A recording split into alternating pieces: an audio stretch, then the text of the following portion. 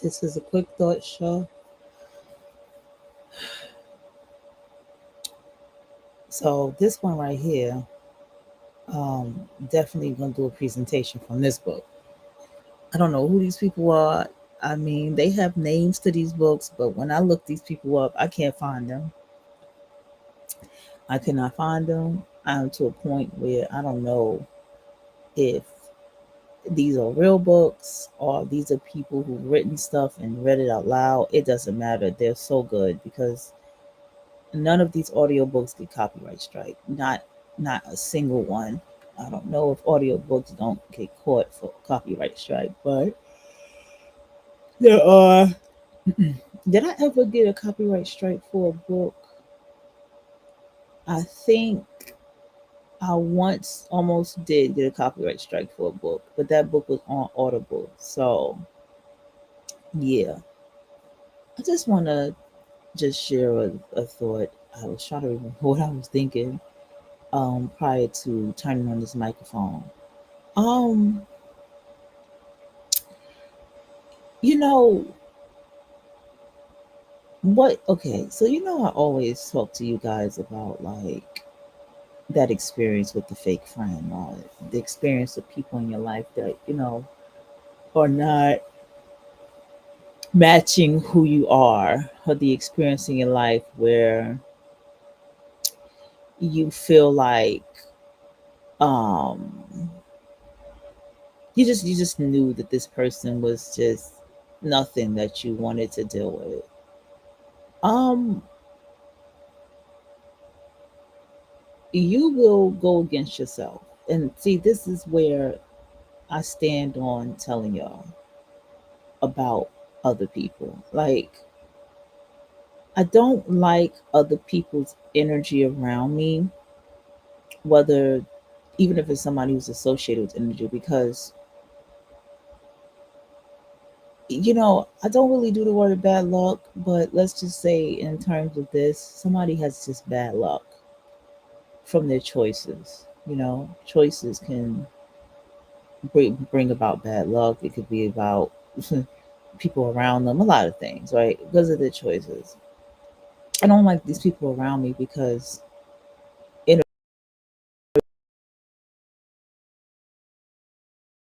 energetically, it can feel like I'm saying this because I'm starting my day and I'm like, why am I nervous? Like, I have no reason to be nervous. Like, I have every reason to stand tall, to say what I have to say, to defend myself. I have a right to defend myself. I'm being lied on. Like, I'm being tremendously lied on. I could still see it on paperwork that this is all I'm being lied on, and I'm being attacked basically. And what do you do when you be attacked? You fight back.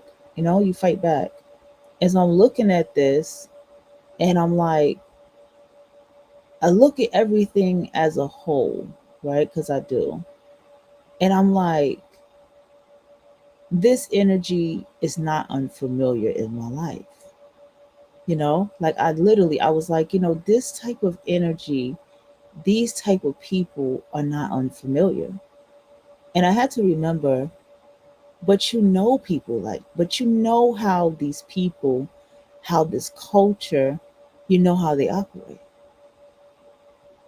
Like, there is no, there is completely a culture of nastiness, of lies, of deceit, of spitefulness, and childish.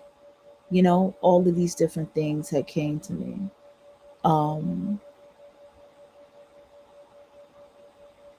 and so I had to really tell myself this, and I had to stand strong. Like, man, just defend yourself. Fuck it. You know what I'm saying? And so what had happened is the day has gone on and time has happened, and I'm realizing, like, at the end of the day, I'm stronger than what I give myself credit for. in this situation. I am. Then I had these other thoughts, right, about people. And I'm like, we could all get mad at people all day. You know what I'm saying? And I was like, it don't be about the people. It don't be about the people. People are going to people.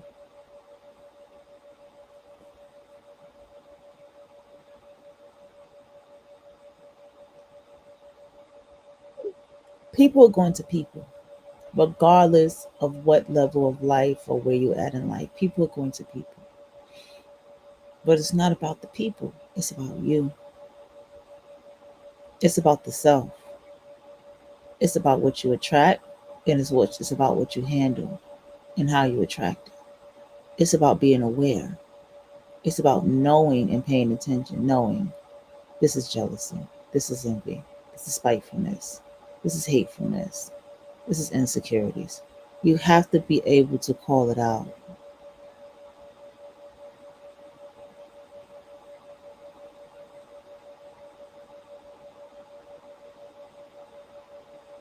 Okay?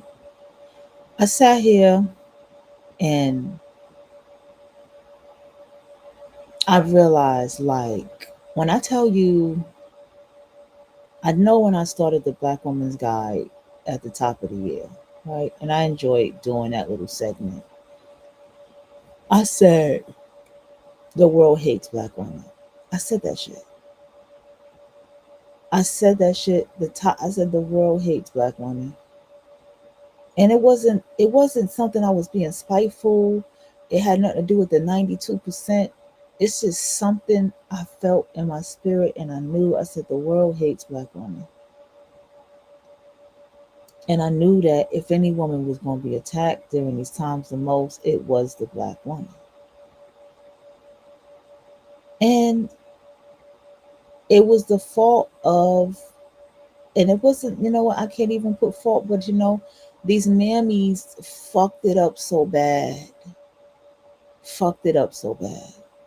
So bad that people can't even tell apart. You know what I'm saying? Like some people can't even tell apart. It's so fucked up. You know what I'm saying?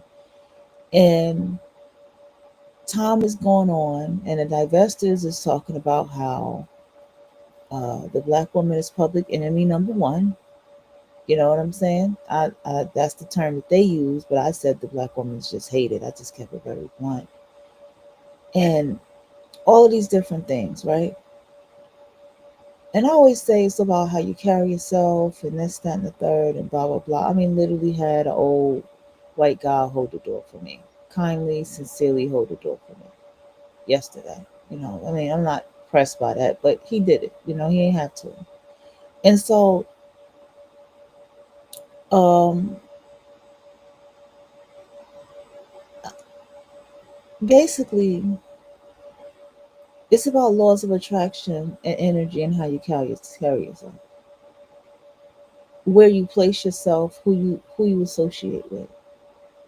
Definitely who you associate with. You know what I mean?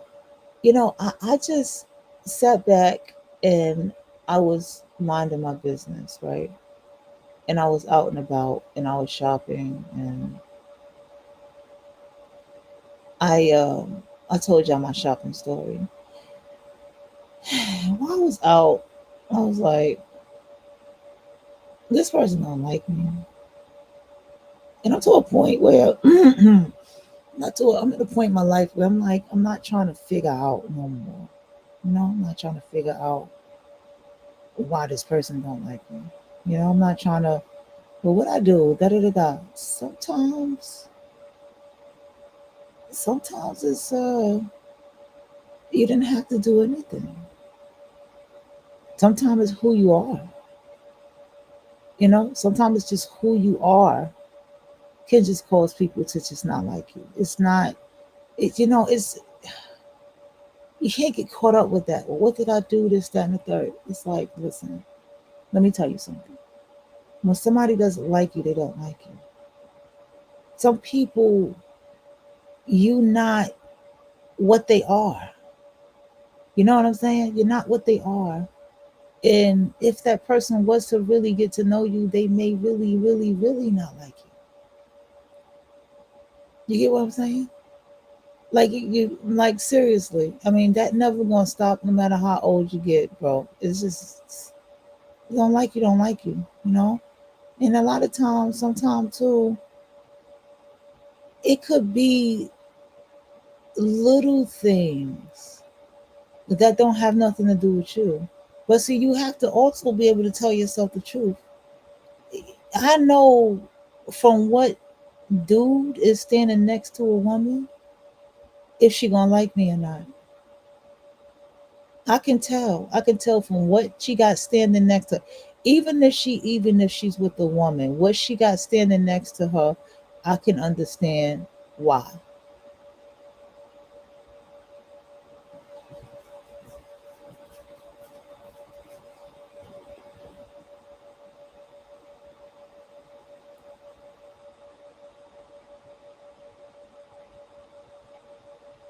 Hold on.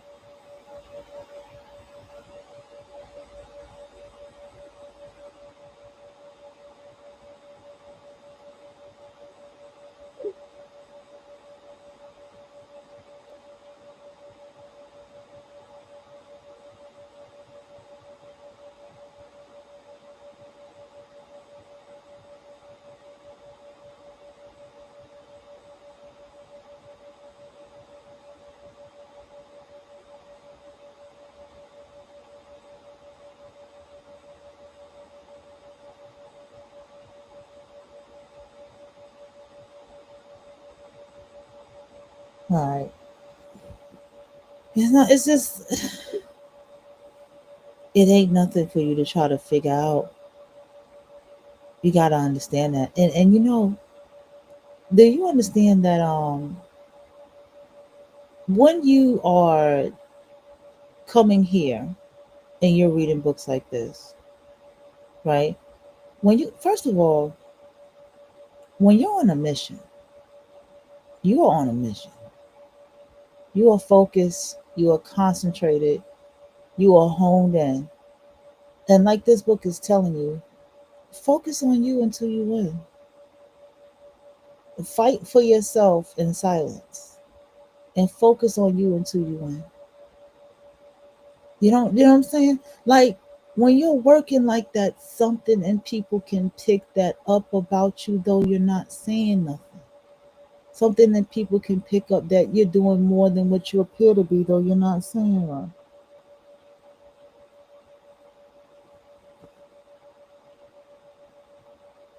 You know what I'm saying? Let's look at something else here real quick. I'm texting while I'm talking to y'all. I told you it's a quick show.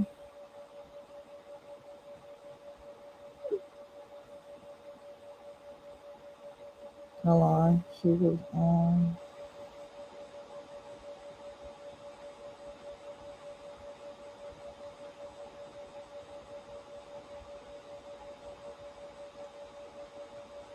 How people just.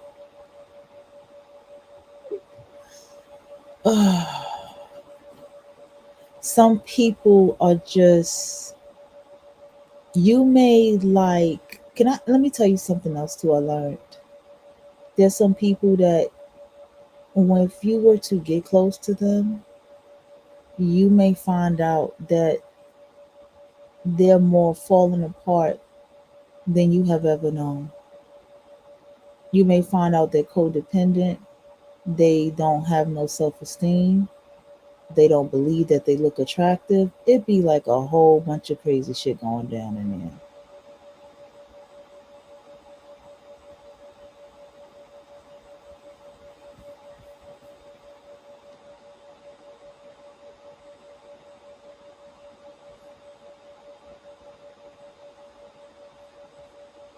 Okay, let me see. It says, nobody is coming to save you. It starts off with that. Focus fully on building your strongest self, right? Then it goes into train your mind to ignore outside noise. And that's outside noise. Outside noise is picking up that damn, this motherfucker don't like me, or this, that, and the third. You know what I'm saying? To fit into someone else's small thinking. Training your mind to ignore the noise is about building inner strength. It's about becoming so rooted in your own vision that the outside world cannot shake you. Fight for your dreams when no one believes. Show up for yourself every single day. Cut out every distraction that weakens you. Make it a masterpiece. Make it something you can be proud of. Make it a life that reflects the strength it took to keep showing up, even when quitting would have been easier. Show up for yourself. Not once, not sometimes, every day. Chapter 5. Cut out every distraction that weakens your focus. The world today is not short on opportunity, it is short on focus. It is easy to start something, it is harder to stay with it long enough to finish. Every day there are 100 things pulling at your mind, your time, your energy. If you do not get serious about eliminating distractions, they will slowly eat away your future. Focus is not something you find. Focus is something you build. You build it by protecting it. You build it by cutting out anything that weakens it. You have dreams to achieve. You have goals to reach. You have a life to build. You cannot afford to lose hours on things that do not matter. You cannot let your attention be stolen by every meaningless notification, every opinion that crosses your path, every temptation to escape into something easier than doing the real work. Every distraction comes with the cost, and that cost is your future. Mm-hmm. I like that. I like the way they word If it. you are not in control of your attention, someone else is. If you are not deciding where your energy goes, the world will decide for you. Yes. And the world does not care about your dreams. Nope. It does not care about your goals. See, when you read books like this, you are shifting a frequency in your life. This is the consequences. I hate to say consequences, but it is of shifting the frequency in your life. It comes with you not being like at the end. It does. I mean, I'm just, if anybody can be more direct and blunt with you, I'll be the one to tell you. It's going to come with people not liking you at the end of it. Let me see. It cares about taking your time and giving you nothing in return. Give me nothing in return. You have to be smarter than that. You have to see distractions for what they are. Thieves. They steal your time, your energy, your focus. Yes. Your future. Cutting out distractions is not just about being more productive. It is about being more alive. It is about taking back ownership of your life. It is about refusing to live as a slave to interruptions. These books are so damn good. Own your life without blaming anyone. Push harder when you feel like quitting. Trust your process even when results are invisible. I think that's what we was at earlier. Stay locked in on your vision until you win. And rise again every time you fall. That's a beautiful ending. I like that. That's beautiful. That's not the last one though. You are stronger than you think. Let's go to that one. That's the last one. Believing. You send a message to yourself that you are believing. You must give yourself permission to be human, to fall, to feel lost, to doubt. And then you must give yourself the responsibility to rise anyway, to take the lessons, to adjust the plan, to harden your resolve. You are not supposed to be perfect. You are supposed to be resilient. You are supposed to be relentless. You are supposed to be someone who does not back down from the hard parts of life. When you rise after a fall, fall, you send a message to the world. You say, I am not done. I am not finished. I Mm-hmm. am not broken beyond repair. I Right. am still standing. I Yep. am still building.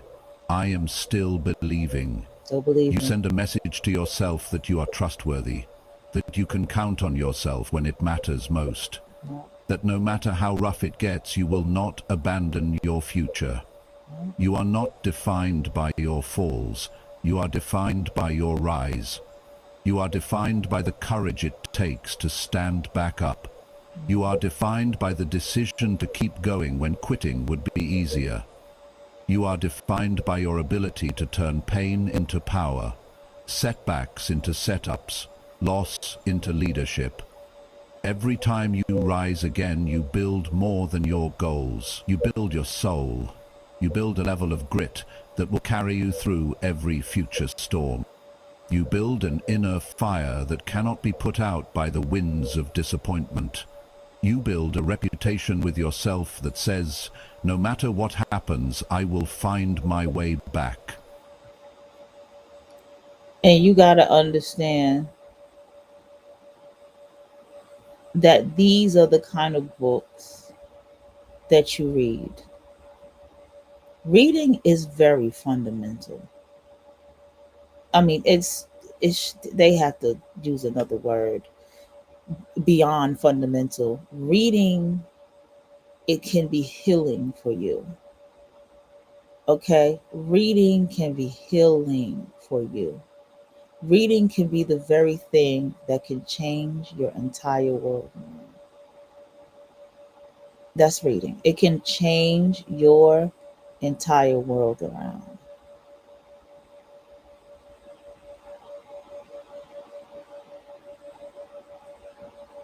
Reading books like this, see, understand, you have people, they have to go, and this is not knocking anybody, just hear me out. They have to go into a religious house, sit down with somebody in front of a podium to read from a book and tell them how to feel, how to interpret what it is that they have, and basically take what they read and interpret it and how they interpret it and all this kind of shit, and tell them how they live their life. But not once do you have people who just get up and read books on their own to give them that real direction and how to make it in this life. And I'm talking about, take a book from someone who is actually successful. I believe there are successful people writing these books, y'all. That's in my gut. Every time I listen to some of these books I'm finding, trust me, I'll be looking up these people. And they be some religious this and that. And I'd be like, nah, this ain't these people. I could feel it. I'd be like, nah, this ain't the people. This ain't the author. Because usually the author of a book, you can find the author of the book. Like, let's look now. Focus on You.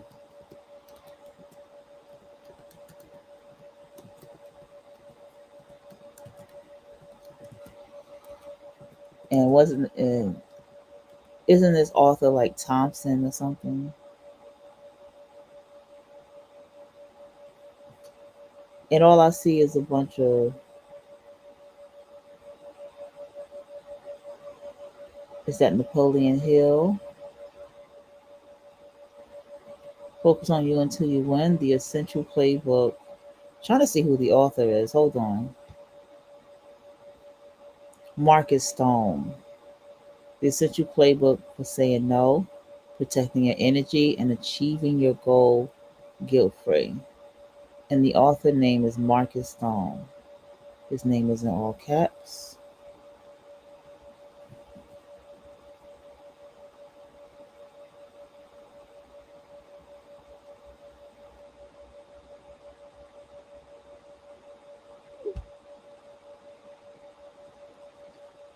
Mutual Friend Premium Edition, the complete works of Charles Dickens, novel, short story, plays, poetry, essay. In Game Girl, these are books. Hold on, are these all books? No, that's by Charles Dickens. I'm about to say. And of course, I don't see any more books by this person, Marcus Stone. These are pen names. Sold by sold by Amazon Services LLC. Yeah, I don't see nothing else with this person. I can't even highlight their name any further. This is what I'm saying. I really do believe there are successful people writing these books. I do. These are people just that have it, that worked for it, that got to where they had to go, and they're writing these books. I don't even know why they put that name because that's not the name.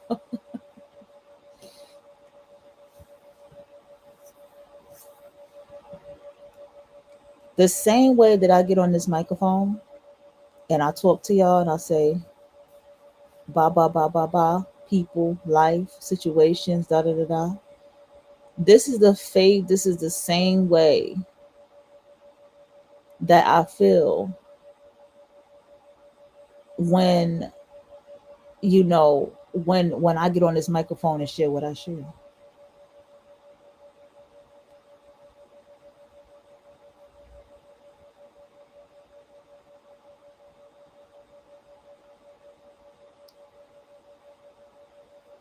Typical.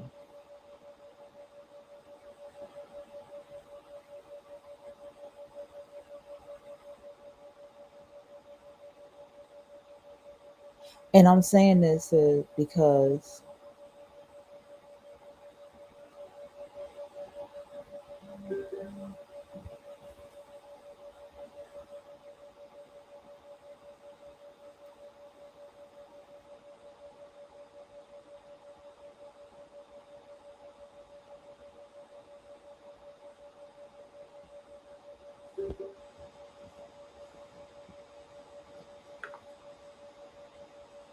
excuse me, see that my phone chiming. All right, looking at the top. Understand that you have people that they don't have their own mind like this. It don't, let me tell you something. It doesn't matter the material things that people have. This is something where I felt that material shit means nothing. It really doesn't. But you have to identify what material things matter to you. Material things are accolades for me. That's what I like to see. What are your accolades? What have you accomplished? What things? And see, then you have to be with that too. Listen, let's even hang that up. Listen, you got people who have degrees and all this stuff because you got to understand there are people who are, that's what the word ambition is about. It's about selling, it's about proving yourself, it's about wanting outside validation. That's why I said I don't use that word no more. That's what ambition is. That's what the ambition is about. Everything they had was to prove other people wrong. And these books are here to teach you not to do that. These books are here to tell you that people ain't shit.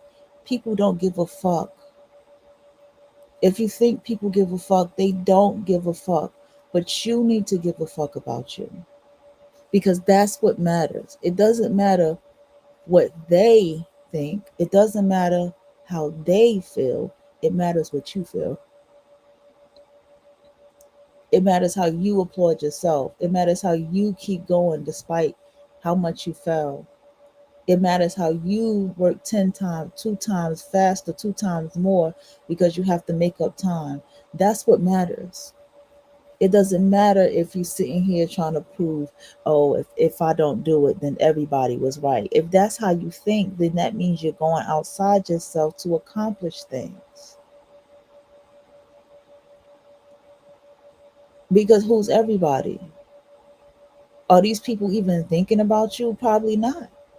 And a lot of people, if you ever pay attention to people who are sick, They give a damn about everybody else and what everybody else think.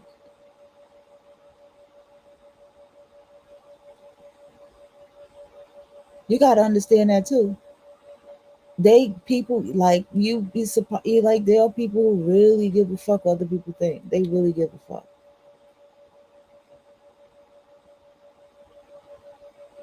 It take people to get 50, 60 years old, be like, well, I don't give a fuck no more. It took you that old to not give a fuck? I be looking at them like I've been there.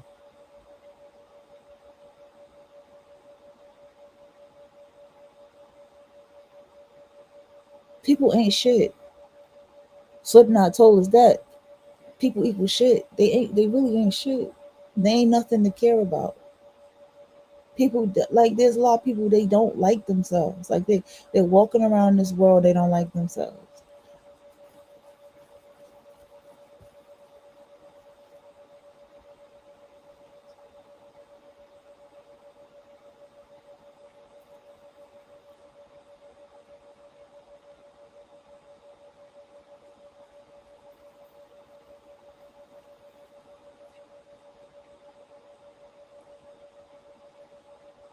Here's the thing.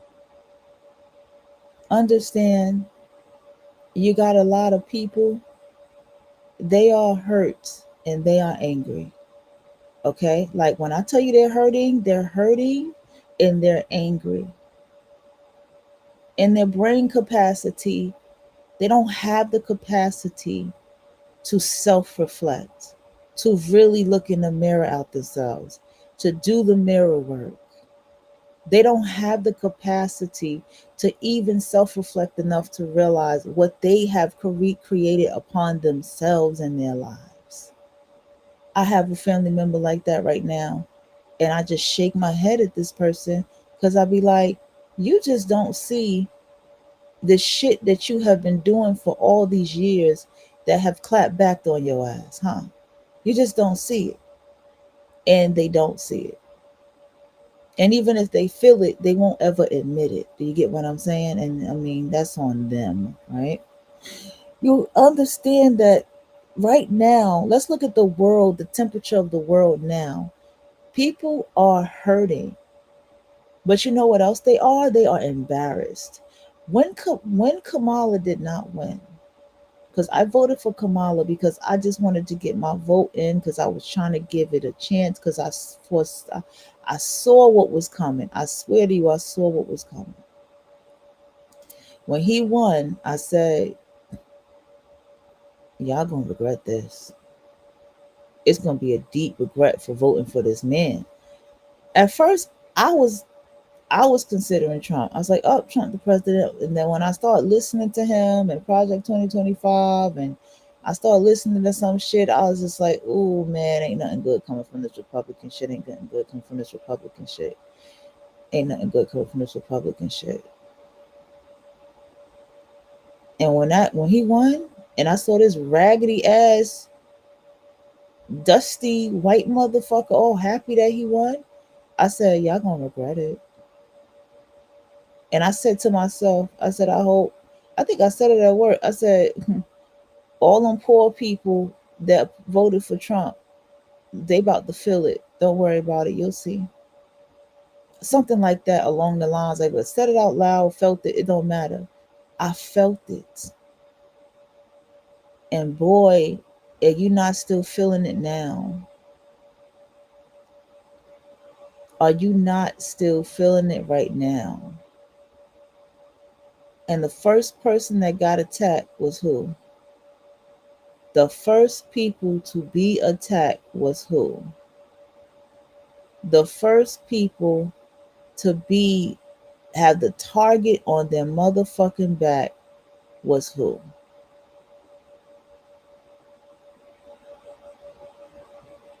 I did not think that black women was gonna vote 92%. I'm not gonna hold you. I did not expect. And I want to tell you something. I don't think that it mattered that the black woman night voted 92%. That's not why the target is on her back. This was something that was already coming. It because the mammies already had this kind of aim being known upon us. It was coming already. It really was.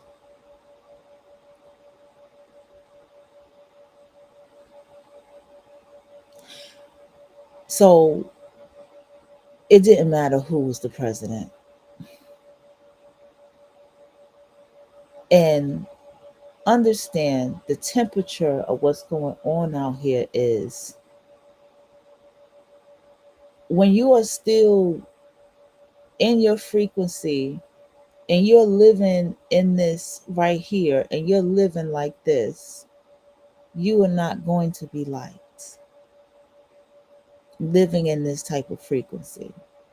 You're not going to be like sitting around and still living your best life, fighting for yourself. You get what I'm saying? As well as, how do I say this? Doing everything that's best for you in these times. Okay? Doing what's best for you in these times. Because a lot of people don't have it. I know you like to think it. I know you like to say, I'm an adult, you're an adult, you know. I thought adults knew how to do skincare routines in the morning and night. I thought adult has morning routines. I thought women adults know how to walk in heels. I thought, people read books and they just apply it to their life. And if they don't like their body, they just hit the gym or they go out and jog. I thought, and you're gonna realize that you thought wrong. You're gonna realize that it don't go down like this. You gotta realize that that person who ran out here to lose that weight may not be the same reason why that person that's overweight that decided to go outside jogging on that boardwalk.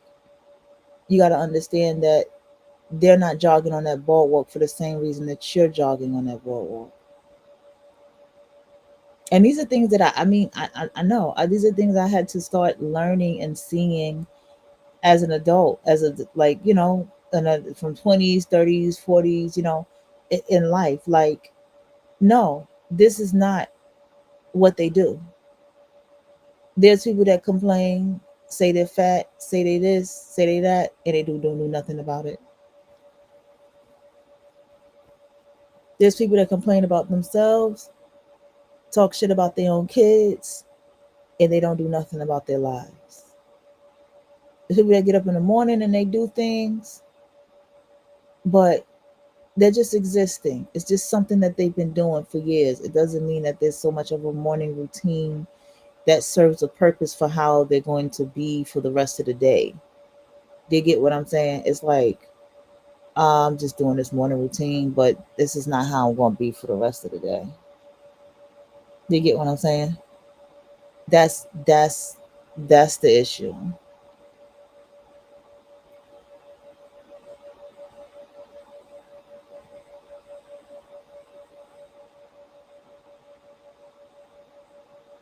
And so this is a part of why you surround yourself with people like yourself or above who you are. Some people don't like this term. Well, I don't want to be around like-minded people or people like myself. Ignorant shit like that. No. Either like-minded people as yourself or people above who you are. Some people say you need to be above people who you are, who you are. But you got to be able to know how to judge and measure that.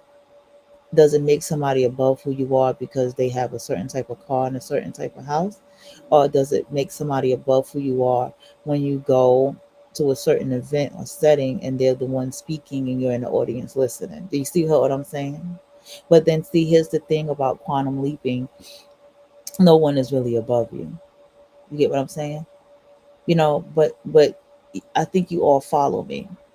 So you have to understand that when you are living life like this, because I think I've given y'all maybe about 5 audiobooks to listen to, maybe a little more than 5,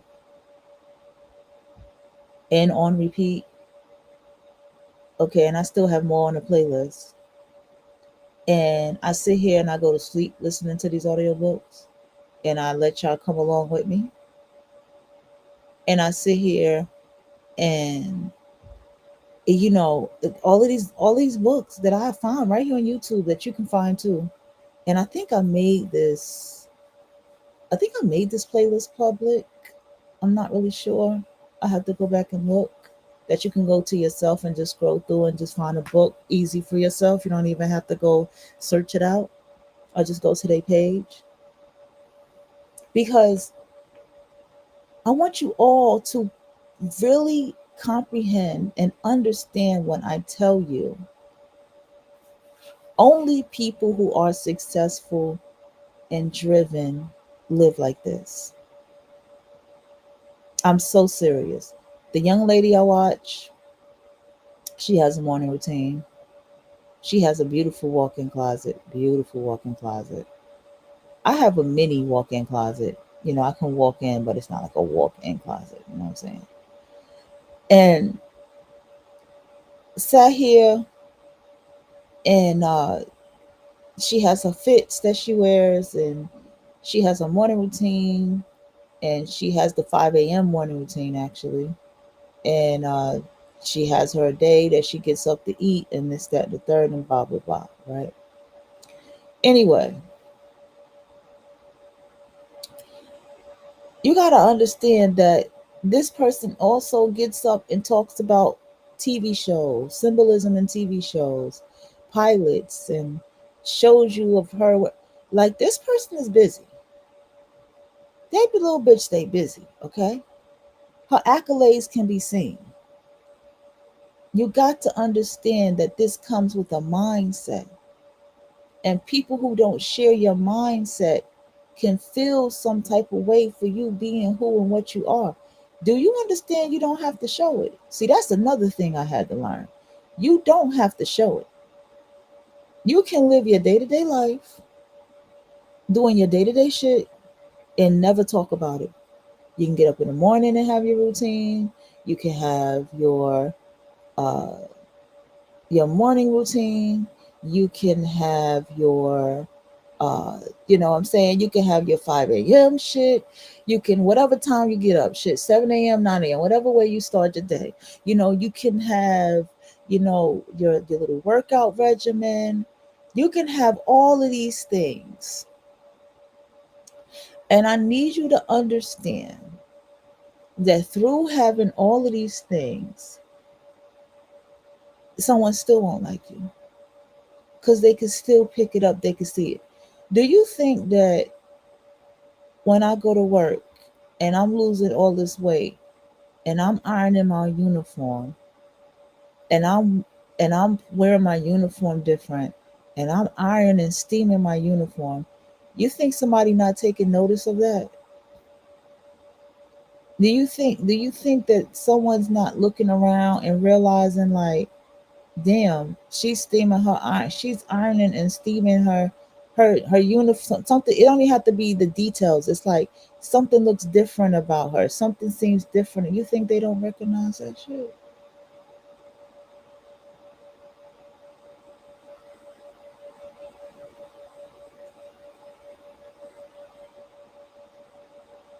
You think that that's not being recognized? Of course it's going to get recognized. So it's the little things.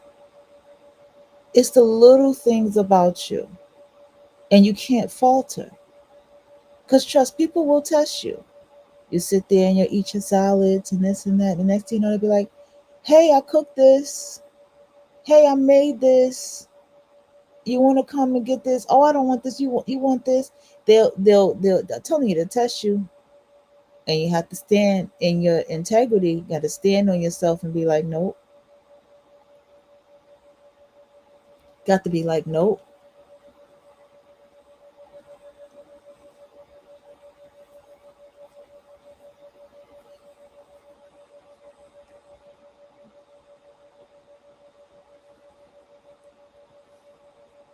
You be like, "Nope."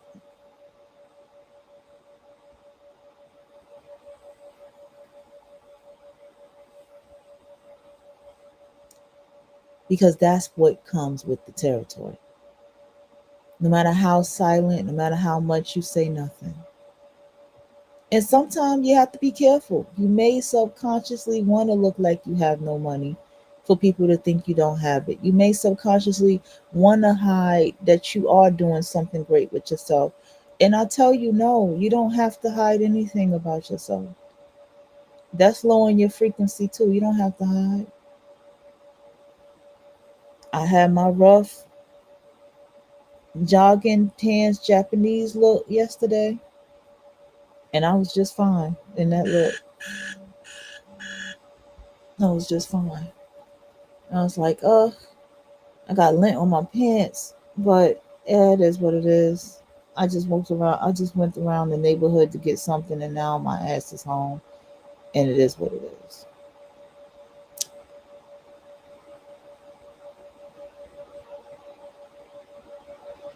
You got to, bro. Trust me when I tell you, you got to. It's true. Is you have to focus on yourself. Everybody else is scattered. Trust me when I tell you, they don't have shit going on with their lives. And you need to be around people who have something going on with their life. I just got a message on Facebook yesterday. Something about how you doing. And I was gonna write the person back and say, hey, are you a filmmaker? Are you a screenwriter?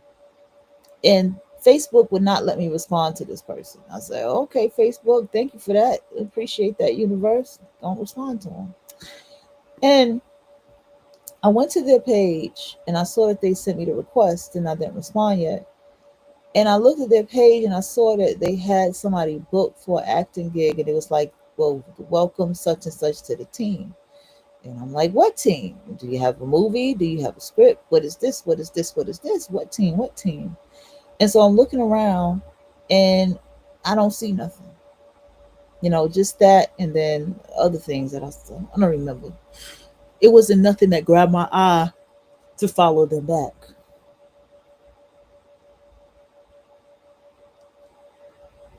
People will waste your time. Okay? People will come around just to waste your time. Cause you know why?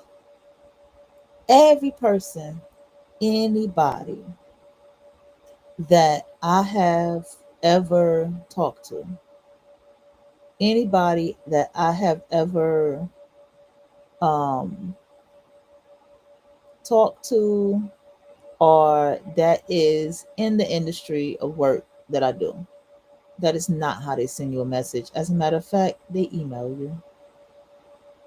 See? See how standards go? They don't even message you like that. They email you. And I'm so glad it didn't let me respond back to this person. And on top of that, there's a way that they message you. Like, it was one lady, uh, I saw her page. She's a photographer. And I messaged her and I was like,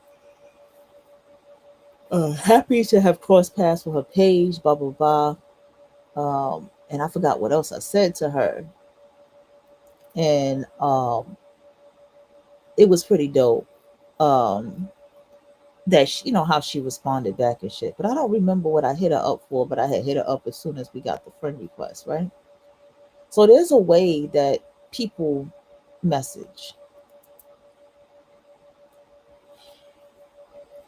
You have to keep your standards. You do. You do. You have to keep your standards. You have to um, understand that um,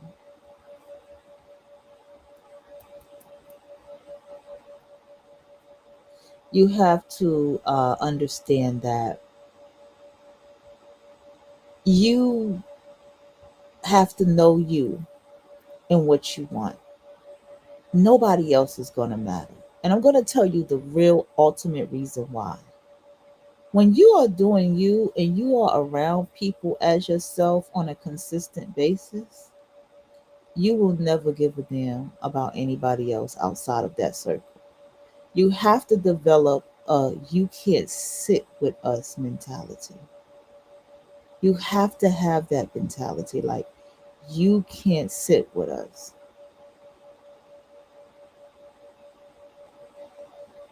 Do you get what I'm saying?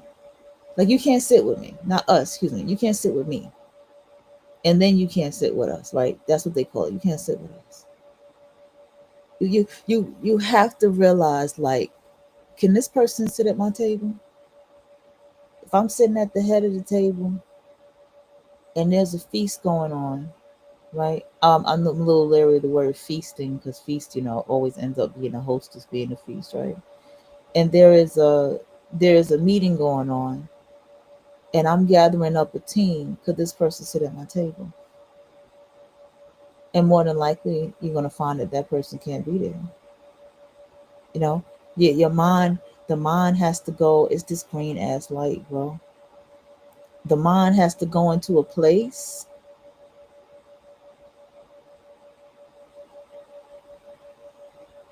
where it's uh focused on the self. It does. It has to go into a place where it's like, you know what? I this is who I am. This is me. And this is the standard of other people around me. Remember, I tell you all the time, there's nothing wrong with the women that goes on these platforms and talk about their standards. It's just where they're going to talk about their standards. It's where they're going to talk about their standards. They go into places where they just going to get dragged and harassed because the people are not at their level. Yesterday, I expressed to a neighbor, I said, they're like, girl, you always be like this time, and it be like, you got enough time, but you always think you're running late. I was like, yeah, I said, I don't like being late. I'm all about being on time. If somebody's coming to get me at 2:20, and I'm at least not getting dressed by 1:30, that's what we have to be. I'm going to panic a bit because you understand what I'm saying? Because I feel like now I have to rush to get the process going. But do you know why people like me are like this? Because I'm somebody who would get up and I will learn I taught myself in, mainly I always say 28, right? 28 is always the age for me, right? From 28 to 30. I taught myself how to have a routine and get up and make up the bed and handle this and handle that and iron clothes and do this and juggle and not juggle, just handle things and handle things at the appropriate time. I taught myself how to do that. So, yeah, time is everything to me. Time is a pivotal experience for me. Having time to make sure that I can take care of myself, do my facial and skincare routine, having time to make sure that everything is in order is important to me, because the last time I rushed, I never forget it, and I hated the way I looked when I walked outside. I said, I'll never let nobody rush me to fuck again. And that was the moment that I started doing everything on the time that I could do the time and get shit done and all of that. I remember it was a time I wouldn't go out without my eyeliner. I used to always do that. I would not go out without my eyeliner.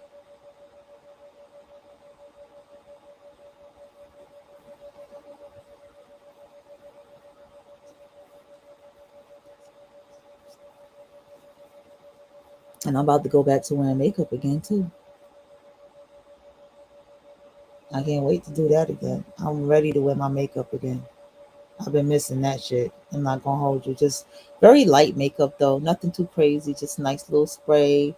Get the brush, push down, get the little blemishes cleaned up, pull my hair back. Yeah, that's what I like.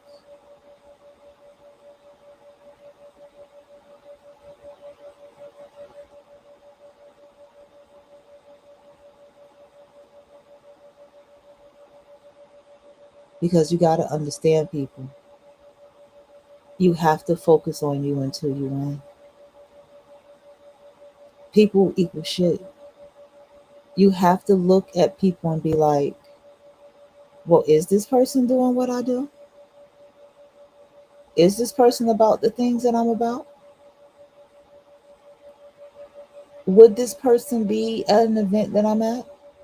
And trust me, it won't be hard to answer that question. And the answer, majority, most of the time, is going to be no.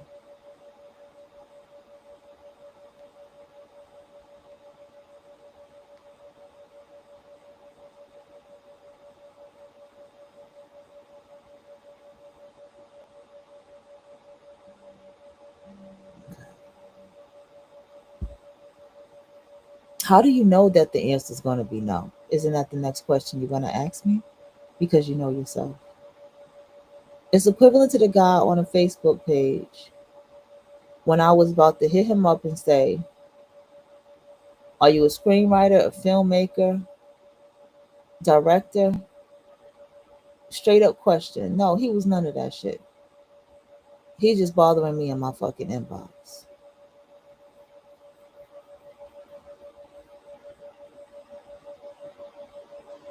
Eventually, I'm going to get another Gmail account. I'm going to have to go ahead and do it. If not, I'll just use one of my old emails.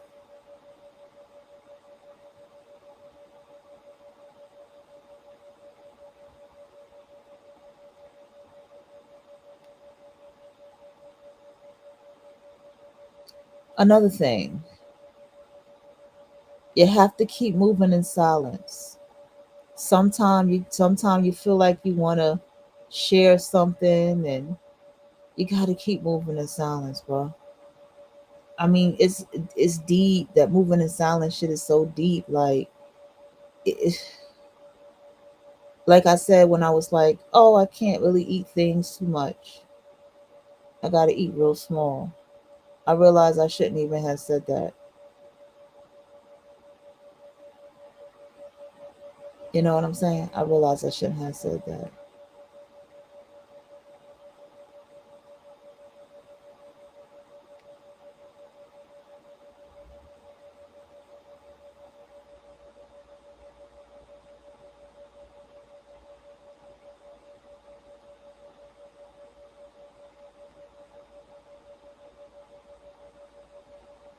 You got to understand, bro. Is is less and less people like this than what you know. I mean, I'm telling you, I know how it feels to feel like you know it's so innocent, right? You feel like it's okay to be like, I wake up 5 in the morning to start my day. I always make up my bed. I always make sure I do that before I start my day. You feel like it's so innocent, right? You feel like it's so innocent to just be like, oh yeah, I read this book, that book, this book, that book, that. You think it's so innocent, but it's not. So many people not like you.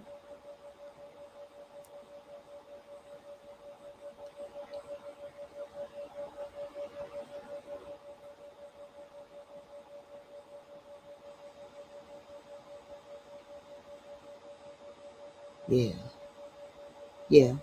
And you realize that it's not. And that's the part of where you can start to feel lonely. And I'm gonna do a show on that. But that's the part where you can start to feel very lonely because you'll be like, damn, is it no one like me? You know, you'll start feeling like that. You really will. You'll be like, is there no one like me? Is there I'm moving around now. Y'all know how I go. Am I alone and living this way? Right? You feel like that. Am I alone and feeling this way? You start to feel like, and if you're not careful, the world will try to make you feel like something is wrong with you, right? The other people in the world will try to make something feel like something is wrong with you. And I'm going to tell you what it is. I'm going to tell you exactly what it is that you are experiencing and that you are going through, right? Probably gonna lock the room today. Um, what you are experiencing and going through is this, right? Are these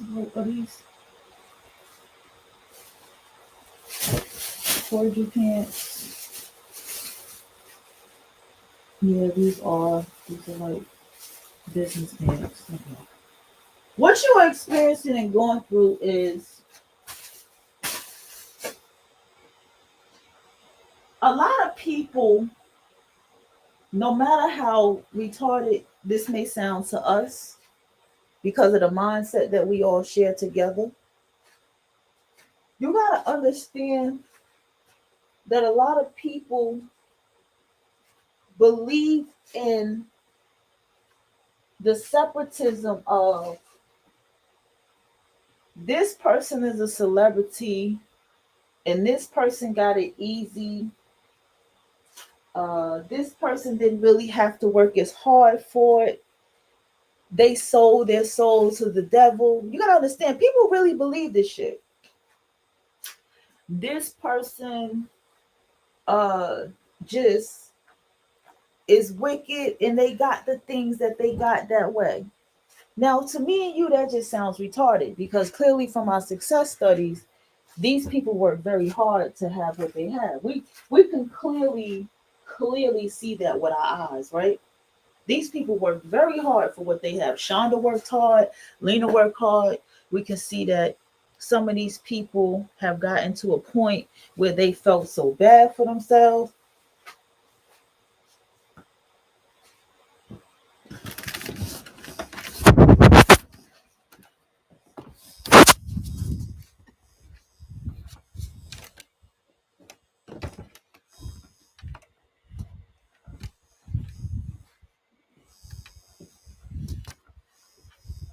because this is what they think. And so with your common sense mind, you're like, no, people actually work for what they got. So with your common sense mind, you realize that no, people actually put we're at the top of the hour, put in work to have what they have. Oh, excuse me, where that came from?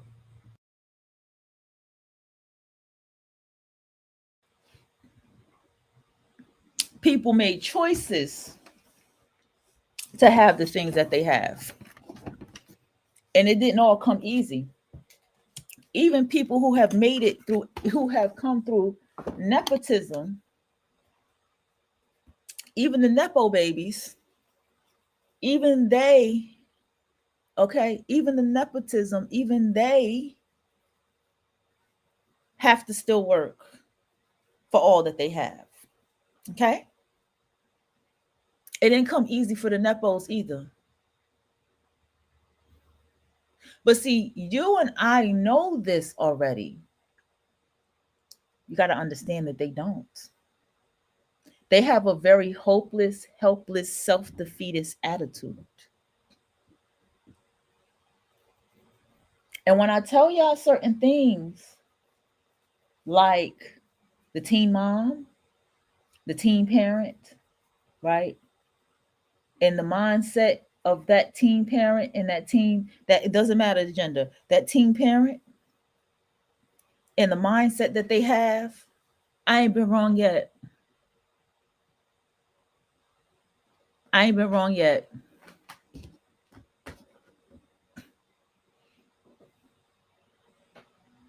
They are the biggest ones who do things for the sake of other people.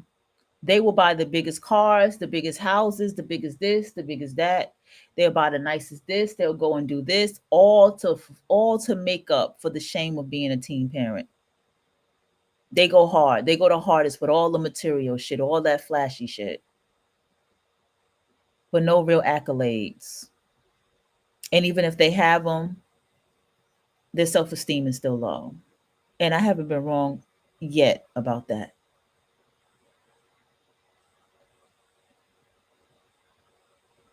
Never do you have a teen parent that will build some kind of classes or programs to help somebody with something unless they doing some kind of bullshit motivational speaking shit. Nobody got time for you doing no motivational speaking shit to me. We don't have time for motivational speaking motherfuckers because we know that they talking to themselves. Y'all know for damn sure I don't do no motivational motherfucking speaking. I speak from life experience on this microphone. Anyway, y'all go ahead and hop in this book while I finish up my day. All right. Make it a masterpiece. Make it something you can be proud of. Make it a life that reflects the strength it took to keep showing up, even when quitting would have been easier. Show up for yourself. Not once, not sometimes. Every day. Chapter 5. Cut out every distraction that weakens your focus. The world today is not short on opportunity. It is short on focus. It is easy to start something. It is harder to stay with it long enough to finish. Every day there are 100 things pulling at your mind, your time, your energy. If you do not get serious about eliminating distractions, they will slowly eat away your future. Focus is not something you find. Focus is something you build. You build it by protecting it. You build it by cutting out anything that weakens it. You have dreams to achieve. You have goals to reach. You have a life to build. You cannot afford to lose hours on things that do not matter. You cannot let your attention be stolen by every meaningless notification, every opinion that crosses your path, every temptation to escape into something easier than doing the real work. Every distraction comes with a cost, and that cost is your future. If you are not in control of your attention, someone else is. If you are not deciding where your energy goes, the world will decide for you. And the world does not care about your dreams. It does not care about your goals. It cares about taking your time and giving you nothing in return. You have to be smarter than that. You have to see distractions for what they are, thieves.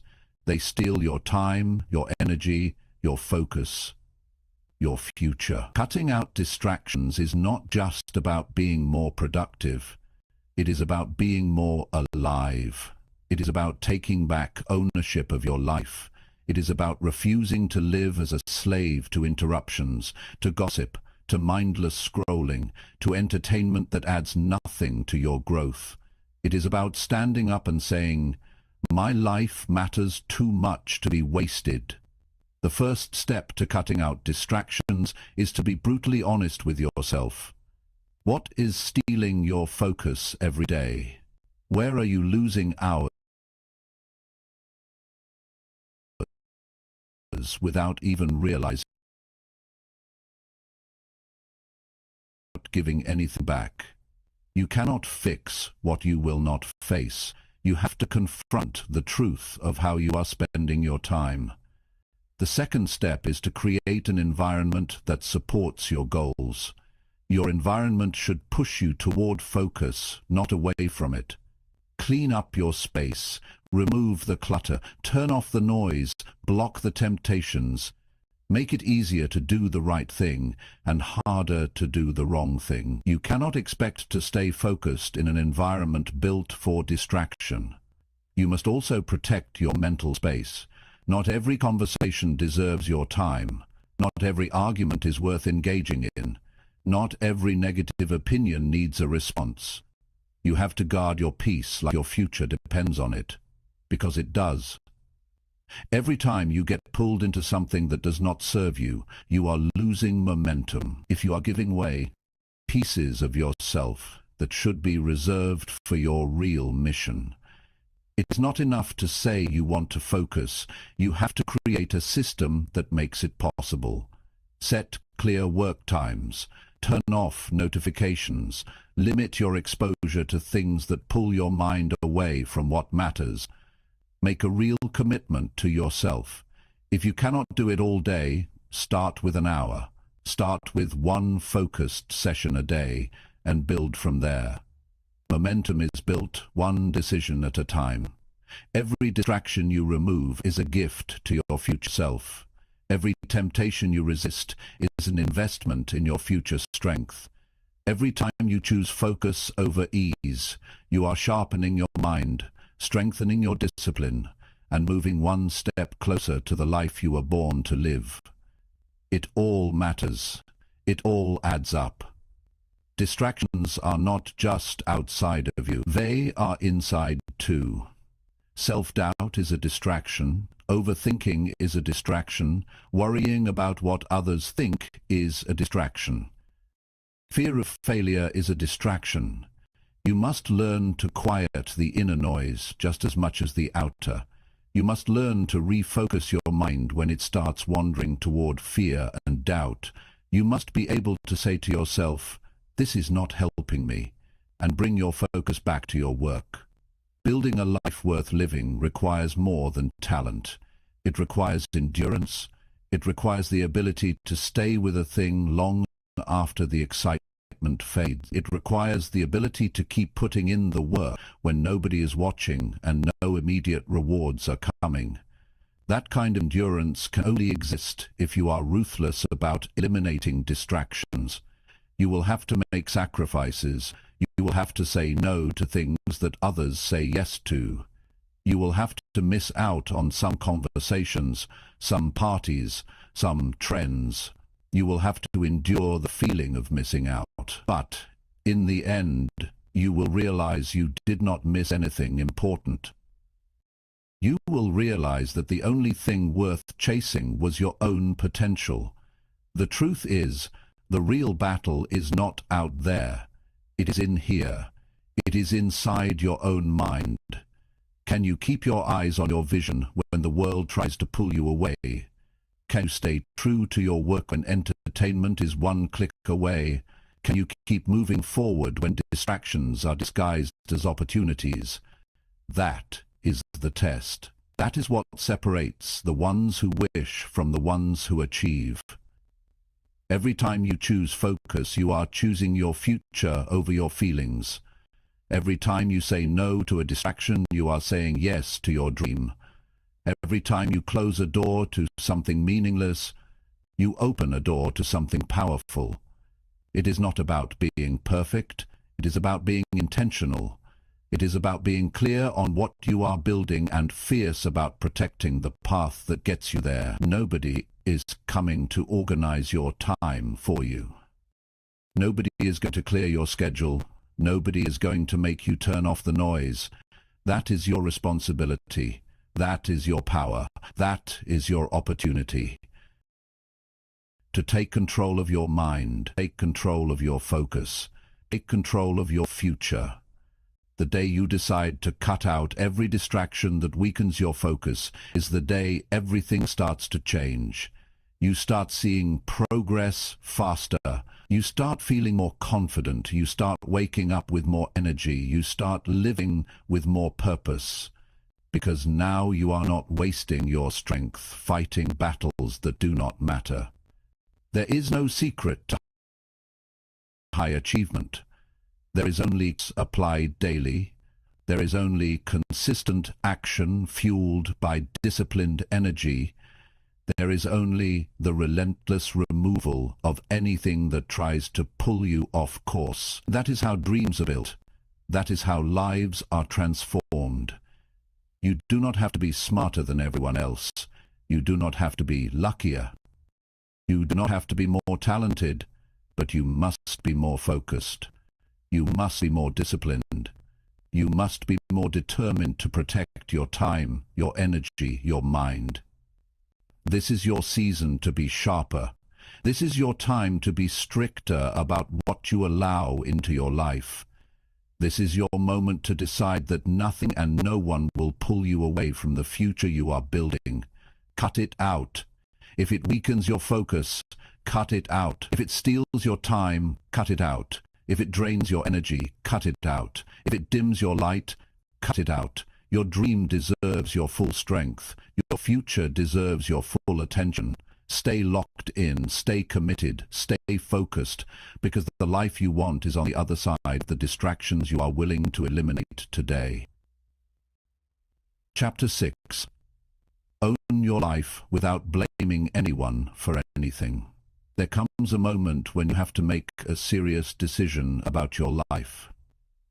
You have to decide whether you are going to keep pointing the finger or whether you are going to take full responsibility for everything you want to change.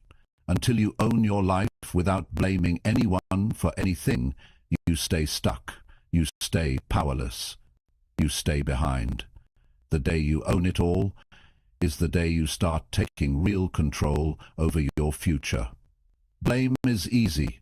It feels good for a moment. It makes you believe that your failures are not your fault. It gives you an excuse to stay where you are. But the cost of blame is far too high. When you blame others, you hand them control over your life. When you point fingers, you give away your ability to fix it. As long as it is someone else's fault, you have no power to change it. Owning your life is about taking full responsibility for your decisions, your habits, your mindset, and your outcomes.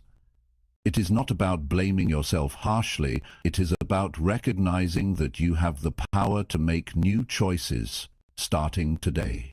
You are not stuck. You are not helpless. You are not broken beyond repair.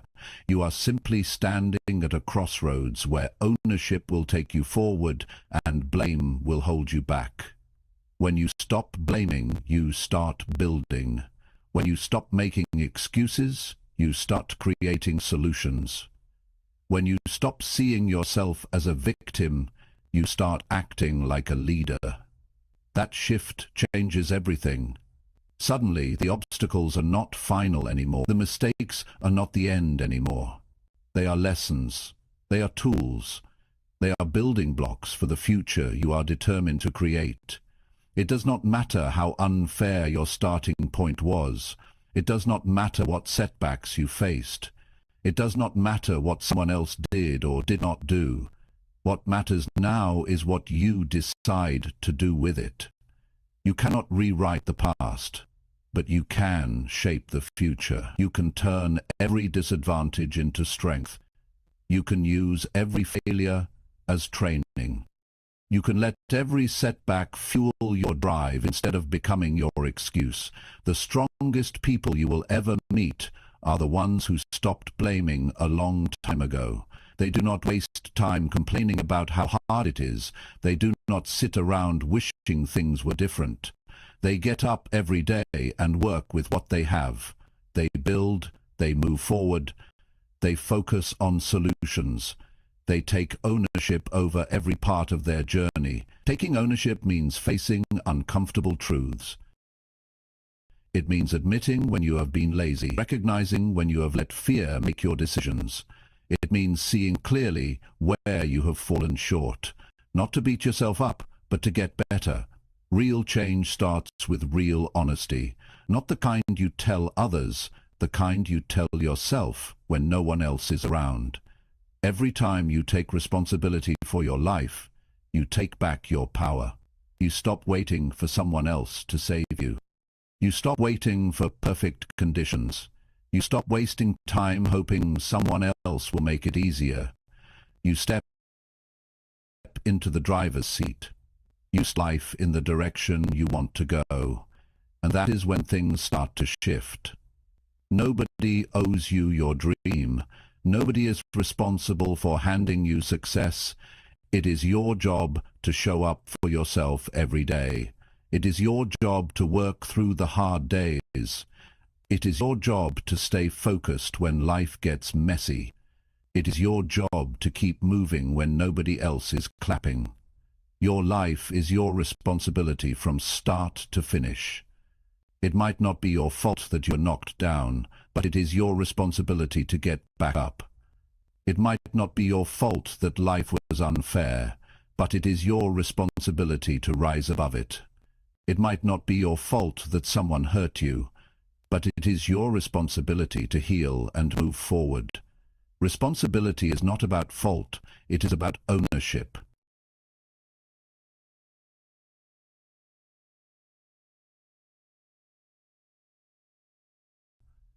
It is about deciding that no matter what happened, Christina says, you are still in control of what happens next.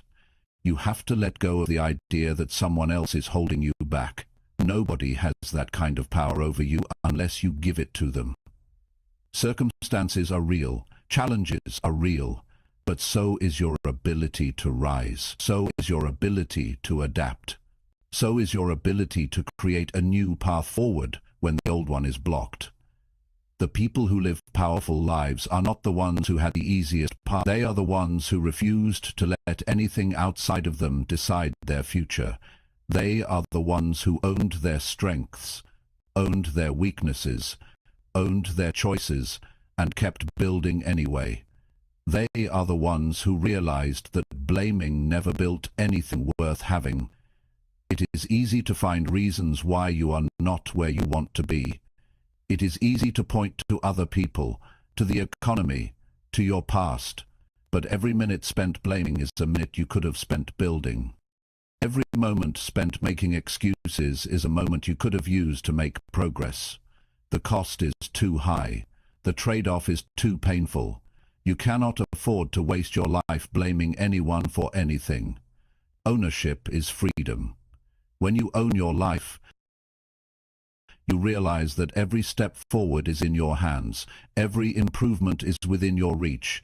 Every level of growth is something you can chase. You stop waiting for things to get easier. You stop hoping someone else will make it better. You step into your own strength and start shaping your own destiny. It is not about being perfect. It is about being responsible. It is about showing up for yourself even when you feel like hiding. It is about putting one foot in front of the other even when you are carrying the weight of past mistakes. It is about believing that your best days are not behind you but ahead of you if you are willing to own the path forward. You owe it to yourself to take full ownership of your journey. You owe it to the future version of yourself that is counting on you not to quit. You owe it to the dreams that were placed inside you for a reason. You owe it to every part of you that still believes in something greater. Own your decisions. Own your habits. Own your mindset. Own your outcomes. Good or bad, easy or hard, expected or unexpected. Own it all. Because the moment you own it all is the moment you gain the power to change it all. Life is not about what happens to you. It is about what you decide to do about it. It is about how you choose to respond. It is about the standards you set for yourself. It is about the effort you bring even when nobody else is looking. There is no stronger foundation you can build than one made of full responsibility. No shortcuts, no excuses, no blame. Just ownership, just courage, just relentless forward motion. And if you stay committed to owning your life without blaming anyone for anything, you will build a life so strong that no setback can destroy it.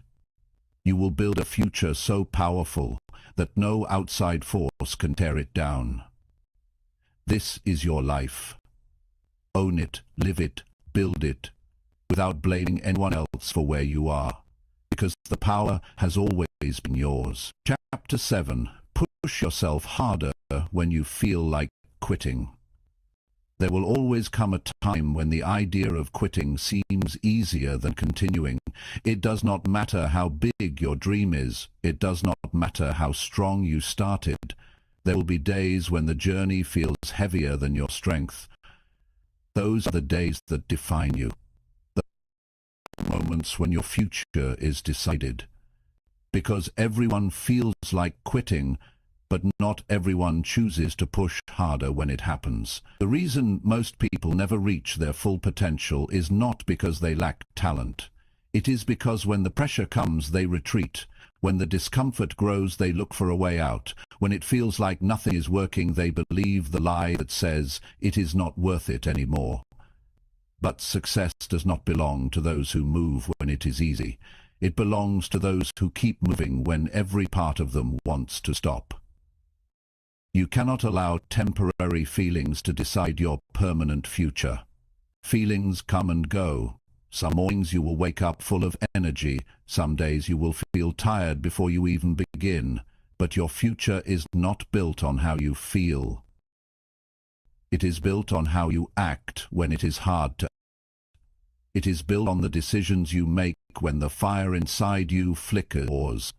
Pushing harder does not mean pretending everything is easy. It means accepting that pain is part of the process and choosing to press forward anyway. It means recognizing that the greatest victories come after the greatest struggles. It means understanding that feeling like quitting is not a signal to stop. It is a signal to dig deeper, to find a new level of strength you did not know you had. When you hit a wall, most people slow down. Most people give up. Most people settle for average. But not you. You must train yourself to see the wall as a challenge, not a stop sign. You must see the struggle as confirmation that you are on the right path, because real growth only happens when you are stretched beyond what is comfortable. Every champion was once at a breaking point. Every winner once faced a moment where quitting seemed smarter, easier, safer. But they pushed harder. They did not let temporary exhaustion write the ending to their story. They found a way to give just a little more when it felt like they had nothing left. They decided that pain would not have the final word. They decided that difficulty would not be the reason they stopped.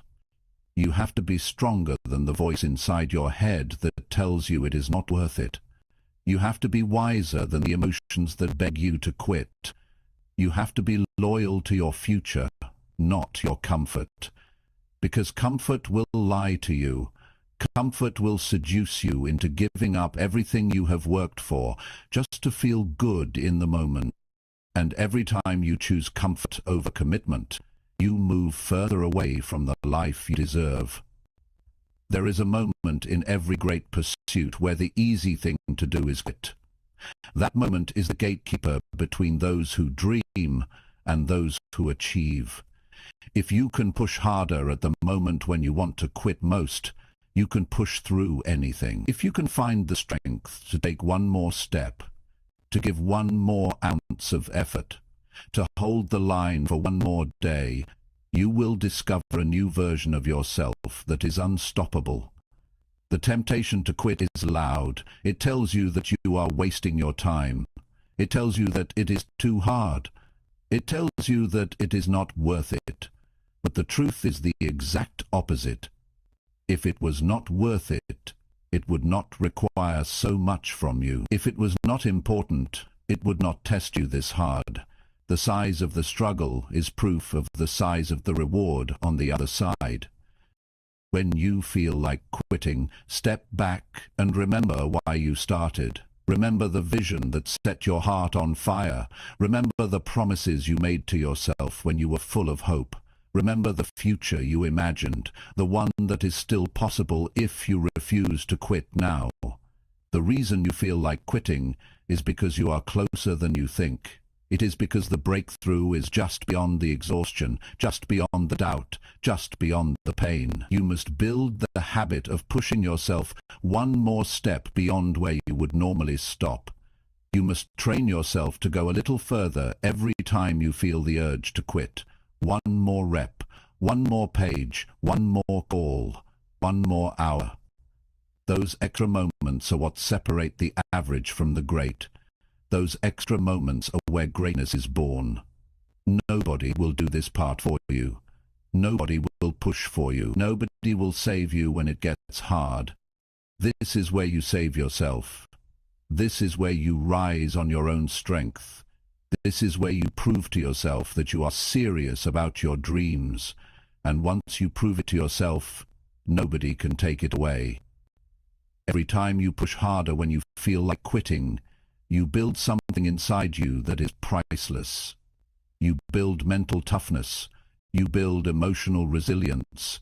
You build a character that does not crumble under pressure.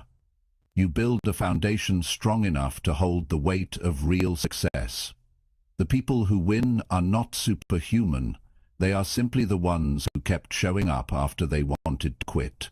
They are the ones who pushed through one more time. They are the ones who trusted that their future was more valuable than their temporary emotions. They are the ones who made a decision that pain would not scare them away from purpose. You have that same ability inside you. You have that same strength. It is not hidden. It is not locked away. It is waiting for you to choose it when the road gets hard. It is waiting for you to stand up when everything in you wants to sit down. It is waiting for you to keep believing when the world offers every reason to doubt. Do not quit on your future. Do not quit on your potential. Do not quit on the life you have been working so hard to build. Push harder. Push with more belief than you have ever had. Push knowing that every step forward, no matter how small, is shaping the person you are becoming. You will never regret pushing through when it mattered most. You will never regret choosing resilience over surrender. You will never regret betting on yourself when everyone else expected you to fold. But if you quit now, you will carry the weight of wondering what could have been. You will carry the regret of knowing you were closer than you thought. You owe it to yourself to see how far you can go. You owe it to yourself to discover what you are capable of. You owe it to the dream inside you to fight harder when you feel like quitting. This is where it happens. This is where real strength is born. This is where futures are built. Push harder, hold the line, keep moving. Your future self will thank you every single day for not quitting when it was hard. Chapter 8. Trust your process, even when results are invisible. There are seasons in life where you put in the work, but you do not see the results. You wake up early, you stay up late, you put your energy into your goals, but the rewards seem distant. This is where most people give up. This is where doubt starts whispering that maybe it is not working. But the truth is, growth happens long before results are visible. Success is earned in silence, long before it shows up in public. Trusting your process means believing in the unseen. It means having the patience to stick with what you started, even when the world has not clapped yet. It means having enough faith in yourself to keep watering seeds that have not yet broken through the ground. It is easy to stay consistent when progress is visible. It is hard when everything inside you wonders if it is even working. That is the real test. Most people do not lose because they lacked potential. They lose because they lacked patience. They planted good seeds, but they abandoned the field too soon. They started strong, but they quit before the harvest. The ones who win are the ones who stayed faithful to the process. They trusted that their effort was not being wasted, even when their emotions said otherwise. You have to trust that every action you take matters. Every workout is building your strength. Every study session is sharpening your mind. Every quiet morning spent planning your future is stacking bricks toward the life you are trying to build. You do not always see it immediately, but the work is never wasted. Energy invested into your growth is never lost. There will be days when doubt feels louder than belief. Days when you question if your dreams are too big. Days when you wonder if you are fooling yourself. Those are the days when trust matters most. Trust is what keeps you steady when emotions try to sway you. Trust is what keeps you grounded when the world gives you no proof yet that your work is paying off. It takes courage to keep working in the dark. It takes strength to stay loyal to a dream when you have no trophies to show for it yet. It takes resilience to believe in yourself when nothing around you looks different. That kind of belief does not come from outside validation. It comes from within. It comes from a deep understanding that real growth happens internally first before it ever appears on the surface. Imagine a seed underground. For weeks, it looks like nothing is happening. You water it, you nurture it, you wait. The surface stays the same, but underneath, roots are growing. Foundations are being laid. Strength is being built out of sight. The day the first sprout breaks the soil, it looks sudden, but it was the result of everything that was happening silently below the surface. Your growth works the same way. You may not see the evidence today. You may not feel stronger yet, but if you stay with it, if you keep nurturing the right habits, if you keep showing up and putting in the work, one day it will break through. One day the results will be too big to hide. One day the life you dreamed of will be standing in front of you because you had the patience to trust what you could not see. You must remind yourself daily that your work is not wasted. Every disciplined day matters. Every tough decision matters. Every time you say no to distractions matters. It is all building something greater, even if it feels invisible right now. Progress is not always loud. Sometimes progress is silent, steady, slow, but it is progress all the same. Trusting the process means detaching from the need for instant gratification. It means understanding that the best things take time. It means respecting the natural rhythms of growth. You cannot plant today and harvest tomorrow. You cannot build a masterpiece overnight. You cannot rush greatness. You can only work for it, stay committed to it, and trust that it is unfolding in its own time. You will be tempted to stop. You will be tempted to change course. You will be tempted to chase faster results elsewhere. But shortcuts always cost you more in the end.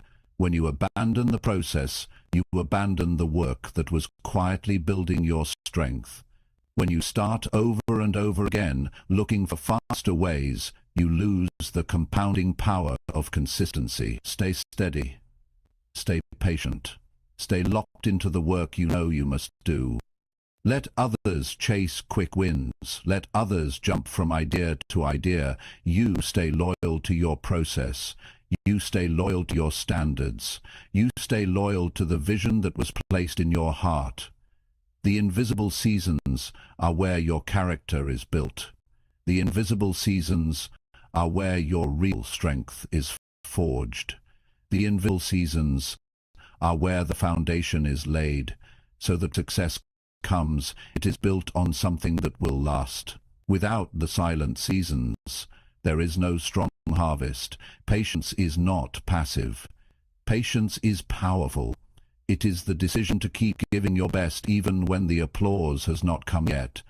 It is the choice to stay consistent when it feels like nobody is noticing. It is the wisdom to understand that unseen growth is still growth, that unseen progress is still progress, that unseen victories are still victories. Every day you show up is a deposit into your future. Every time you choose discipline over ease, you are investing in a life that will eventually show its reward. See, I love these books. Rosh Hashanah. I think you're supposed to be fasting right now. I wouldn't mind fasting. I wouldn't mind doing a liquid fast. I ain't gonna hold you. I wouldn't mind doing a liquid fast.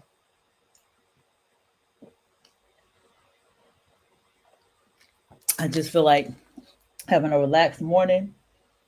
Just did my skincare. Now I'm gonna sit down and just basically drink some warm water. I don't drink cold. I have not been drinking cold water lately. I've been drinking a lot of warm water. Shit. But sometimes I drink hot water too. Check my email. There she is. Okay, here we go.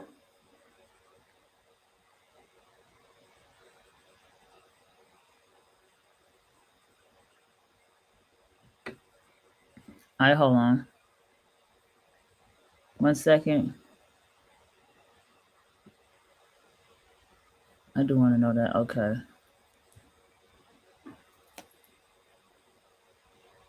What kind of weather was it?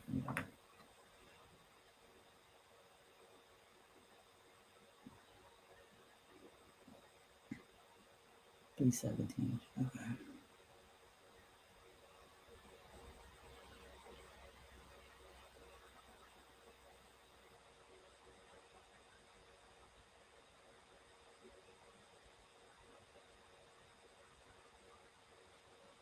Okay.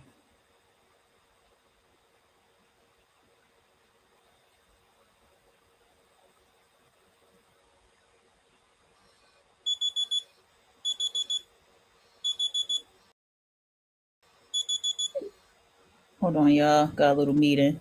I should have just kept y'all playing, right? I started talking and shit, then I had an email. Hold on. Be You back. do not have to see the results today to trust that they are on their way. You do not have to feel progress every second to know you are building something great. Trust the work you are doing. Trust the habits you are forming. Trust the character you are shaping. Trust the vision you are protecting. Trust that your time is coming if you refuse to quit during the silent seasons. The ones who make it are the ones who outlast the invisible days. They are the ones who stay consistent long after the excitement wears off. They are the ones who build quietly while others give up because they cannot see immediate rewards. The future belongs to the patient. The rewards belong to the consistent. The victory belongs to those who trusted their process, even when nothing seemed to change. Keep showing up, keep doing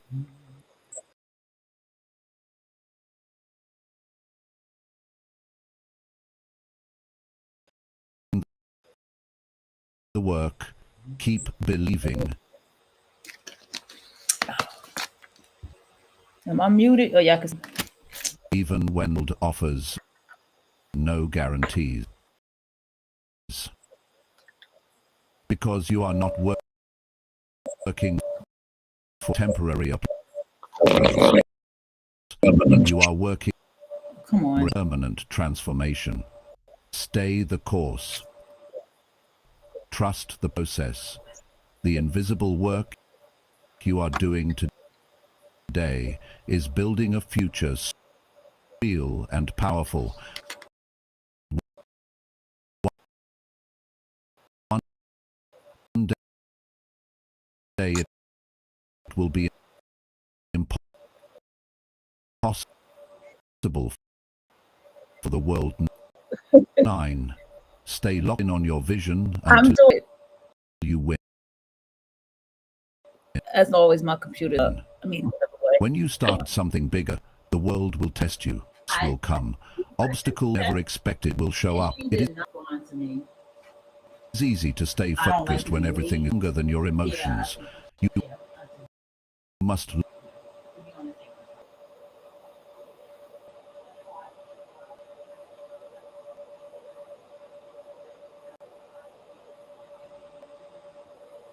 lock in your vision so tightly that none will you away from it. You must hold your vision with a grip so strong that even the worst days cannot lose it. I'm close to everything. Your vision is the picture of the life you are building. It is not something you I think that's that look at once and forget. place It is that we something first you have started alive putting in our your race mind right every now. single day. Do not keep it in front of you. Life will bury it. Yeah, I'm The 7 minutes noise away will from the drown it library. out. The demands from it. You cannot afford to let that happen. Is your responsibility. Staying locked in on your vision, using it again and again. It when you are tired, choosing it when you are discouraged. Ting feels more convenient. Every decision you make. It must direct your time, not fail because their dreams were impossible. They fail because they lost sight of their dreams when things got tough. They allowed fear to cloud their vision. They allowed short-term emotions to dictate long-term choices. They allowed outside opinions to shake their inner clarity. If you are serious about winning, you must refuse refuse to let anything outside of you delusion inside of you. You must see it so clearly, it becomes more real than your current reality. You must believe in it so strongly that temporary setbacks cannot shake your faith. You must hold on to it so tightly that even when you are surrounded by people who do not see it, keep building toward it without hesitation. Your vision must become part of who you are. It cannot just be something you talk about when you feel inspired. Okay. Let me get my thought in before I have to commit to. I gotta go in like 20 minutes. Okay.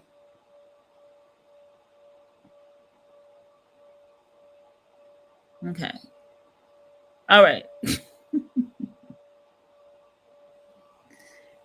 Oh shit. Okay, here we go, y'all. Hold on. What I was saying to you all is this. These books that you are listening to, because it was something it was saying about rooting for yourself and how you have to keep going. These books are all the push that you need. These books right here, if you want to get over some shit in your life, these books are the keys to getting over it. You have people, they won't bother to work on themselves. You got people claiming that they're spiritual, but they will never bother to put in the work for themselves spiritually. They wouldn't bother. These are the kind of people that you have. Okay? You have people who they don't have tools that they believe can be utilized in their lives. Right?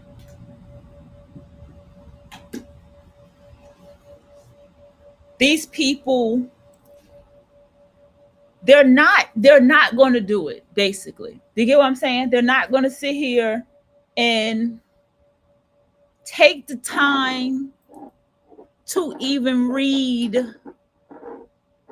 these type of books, to have a beginning of starting their life better in or anew. That's what I want you to understand. That's it. That's all I want you to understand. Because I don't want you to feel discouraged in life when you're like, you might have a casual conversation about a book you read, and then you realize this energy you feel over you while you're talking about a book you read, or this energy you feel over you because you at the library, right? Because as empathic people, we just pick up people. I hate it sometimes. We just pick up people's shit, like slight whatever, we can just feel it. It sucks sometimes, right? It's just horror. It's like, oh man, sometimes I wish I didn't, but we wouldn't feel comfortable if we didn't have this gift of knowing like that, right? That's what caused our life caused us to have this gift of knowing and being aware of people who will harm us, who will hurt us.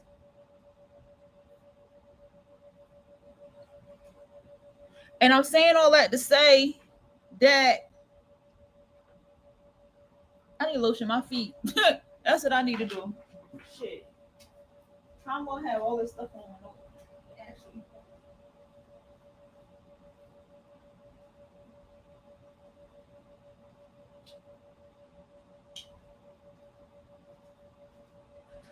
So all of these different type of things, right, that play a part in these in this stuff. All of these different type of things that play a part in, how do I say it? Like,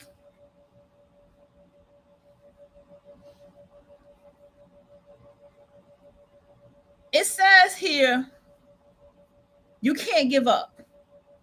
No matter what, you have to keep going. And then in the other book, work 10 times, make up for the time that you lost so you can move faster. You can move faster because you started late. And then you come across a page like this, right? A channel like this, where I'm like, here's success studies. Here's the way you can quantum leap. This is how you can collapse time to what you want it to be. This is how you can quantum leap. So you have people like me who can present that to you. You understand? Like, I can put it out there for you. Like, listen, here's the formula. And then we read more books and we listen to more people, right? And we get other perspectives, all other places. Places I'm just grabbing up. I'm not purposely choosing and watching these people prior to, none of that. And if I did, I'll tell you, because I'll talk about it. But I don't. I just wing it with them right away. And then here they are flowing with the very thing that I'm saying in their own type of words, and the very thing that I'm saying. And then here we find something else, more stuff on quantum leaping, the very thing that we've been seeing on all these books that's been saying this. You're not called to this for no reason. Yesterday, I had a meeting, right, with my writing partner, right? And so me and her was talking about things, and well, we was getting things together. Eventually, I had put a lot of work in last night. Needless to say, got something to do, meeting, whatever. But I had put something together last night, right? And I was like,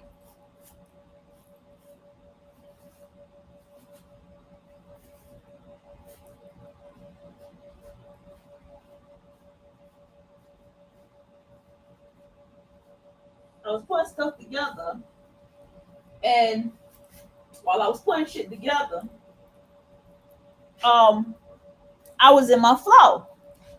I was like, okay, this is coming along pretty goddamn well, okay. And there was a point where I felt it felt a little challenging. I'm not gonna hold you. It felt a bit challenging, right? And I was like,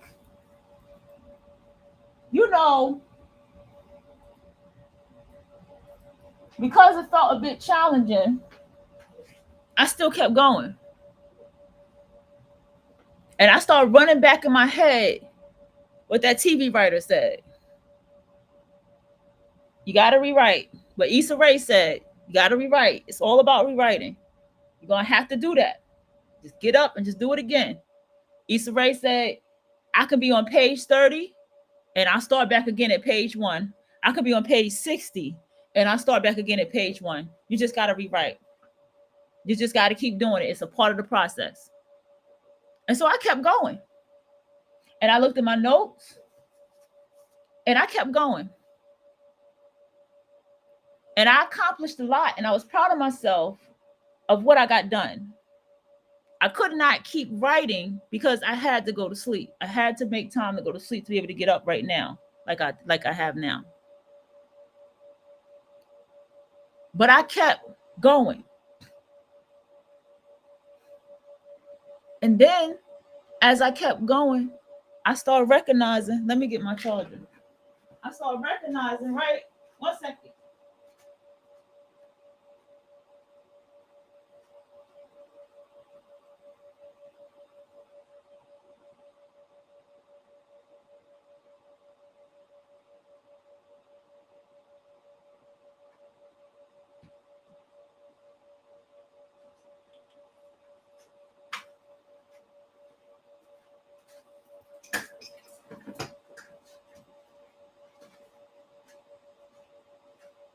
And so I did what I had to do. But I'm proud of myself. And I'm more proud of myself because I'm like, yeah, shit is flowing so much better than before. Shit is flowing. What I was doing from before, where I started and where I'm at right now, Shit is flowing so much better. That's the first thing I said to myself. Okay? Flowing so much better. Told myself that. Because it is. Oh, let me get this charger together. Hanging on the limb. Told myself. Okay, I don't like this beeping shit now. It's ridiculous. Come on now. Okay. Okay, it's gonna flow better. Now I know how this is going. And it started because I had to do this homework assignment. And I was like, bro, I see why David Mamet and Aaron Sorkin said this about, characters and stuff like that. Like I started realizing that my mind started working through all the things I have been learning for the time that since I've been doing this project, right? And I'm like, damn, I get what they mean.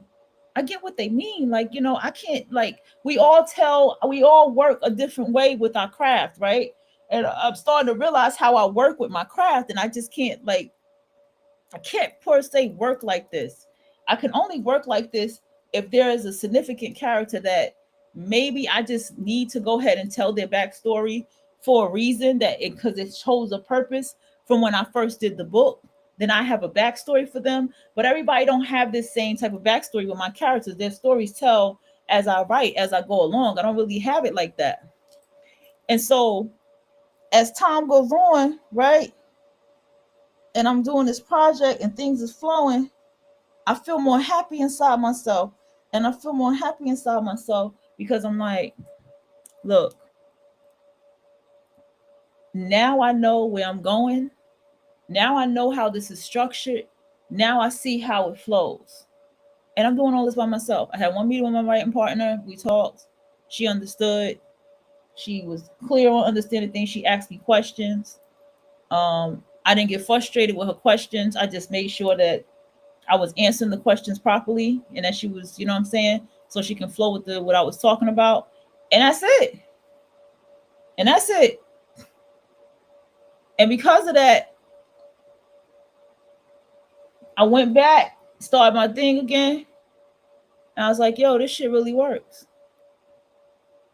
This shit really works. All the notes I took, all the studying I've been doing, all the studying I'm still doing, all the work I'm putting in, all the people I've been watching, all the notes I've taken from the people I've been watching for my success studies, this shit works. So that means that I have built a formula for myself. Why is that flashing across my screen? So I have built, what is that?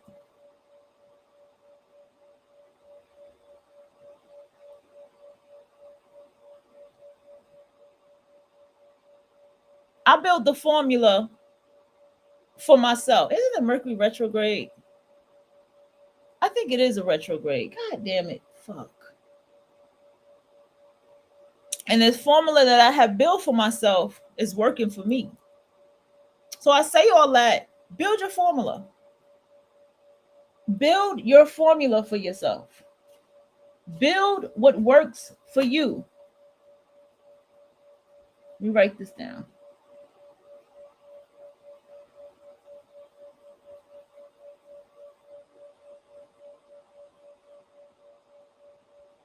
Oh shit, speaking of that, I need to bring a pen. I need to bring a pen with me. Where's my white pen that I have that I really like? That pen.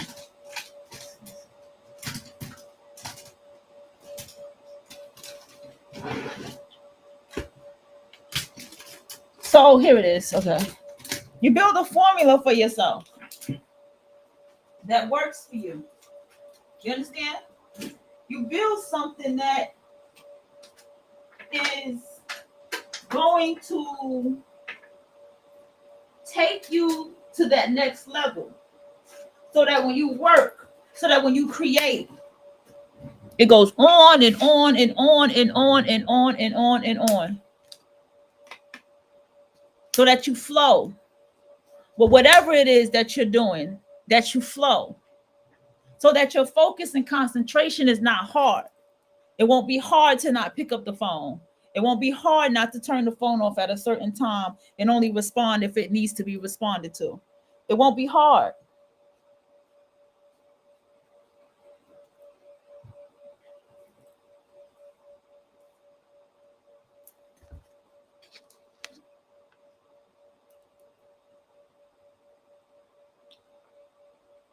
It won't be hard.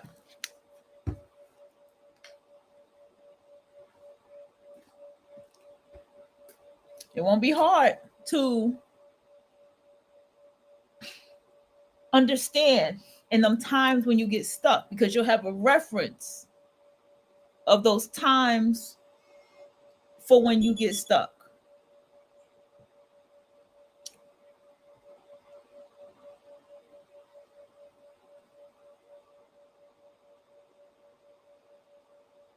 It won't be hard anymore to get yourself back up from if you feel like you may have failed, or maybe you have made a mistake, or whatever it is that you feel that you may have done. It won't be hard to do it.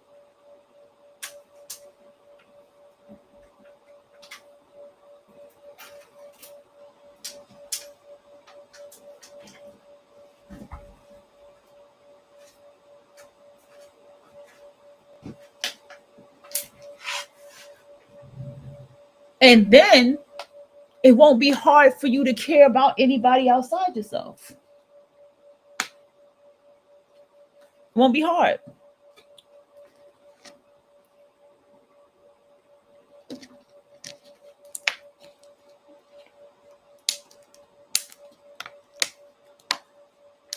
It won't be hard.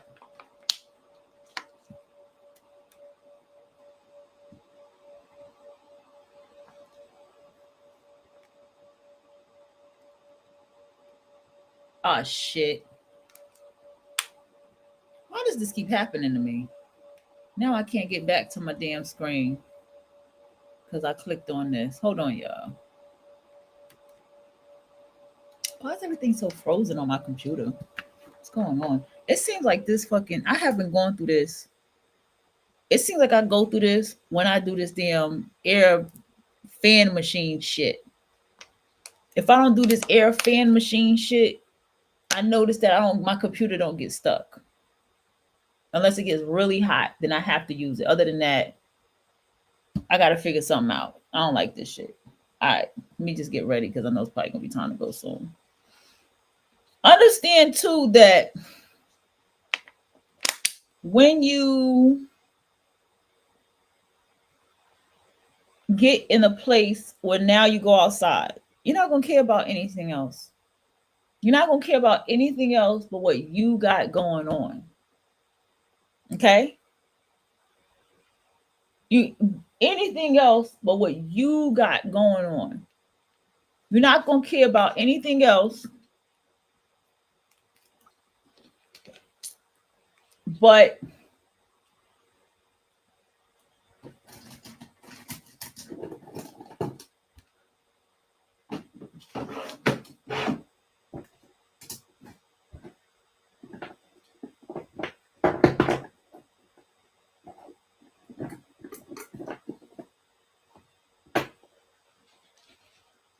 nothing else outside of you. Outside of you, meaning outside of who you are and what you are. You don't care. You don't even care if somebody's doing what you're doing because you're going to understand that it's not the level to what you're doing. You're not even going to care because it's going to be a part of what you're going to see and perceive for your standards of how you deal with people. You're not going to care. I'm not going to care.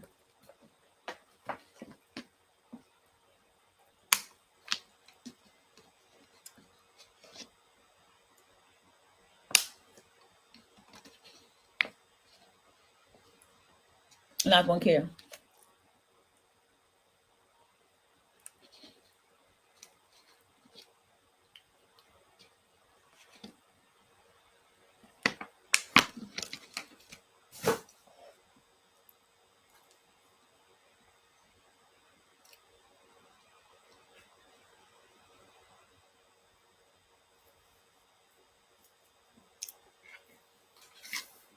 And as you build your formula,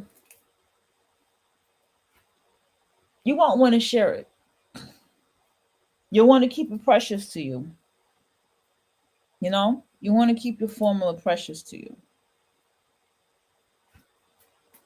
You you won't want anybody to know that you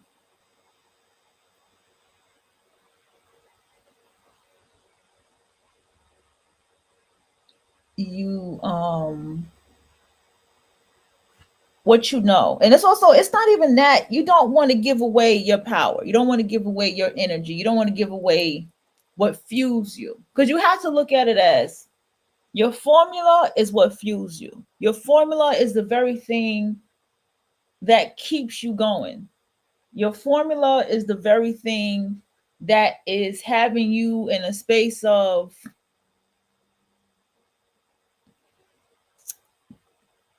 okay, this is what I'm doing. Just like I share with you. I remember what Issa said. I remember what Alina said. I remember what Aaron. I remember all these people that I watched. I remember what all of them said. The TV writer young lady said. And I applied that last night. So, okay, boom. It's okay. And then there's other things. And I applied that from the school. Then I applied that. Yeah, I do need to do this. They make it clear. You need to organize your writing, organize your work, organize. I'm like, yeah, definitely need to do that. Definitely need to do that. Yeah, we're going to do that. Boom. Did that. All of these different type of things.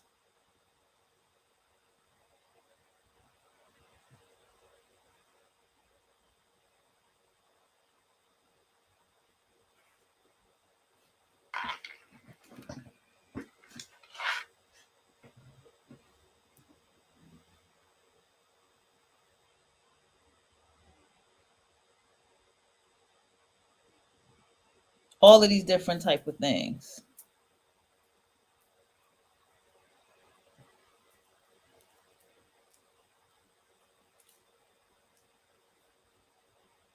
Then you have to see, your mind has like develop your mind to say, this is my power. This is me fueling up my power in life by reading these success books, by focusing on myself until I win, by listening to this book in complete repetition, by going to sleep listening to this book, by fucking downloading this book and putting it on repeat through a download. Just copy and paste, have it going for on repeat for the next goddamn 8 hours, just or the next 2 hours, 4 hours, whatever. In my edit, and then just play it over and over. So it can just be a part of a morning routine read. Open up my book, my self-assessment book. At the end of the week, read my whole self-assessment for the end of the week. What is it that I learned? What pattern recognitions do I see? What changes do I need to make? What needs to happen? All of these different type of things you have to keep looking at for yourself, because as the book said, you got to do that inner work. Even Lena said it. Lena was like, man, the stuff and the accomplishments she had, she even said, I had to do the inner work. You got to do that inner work.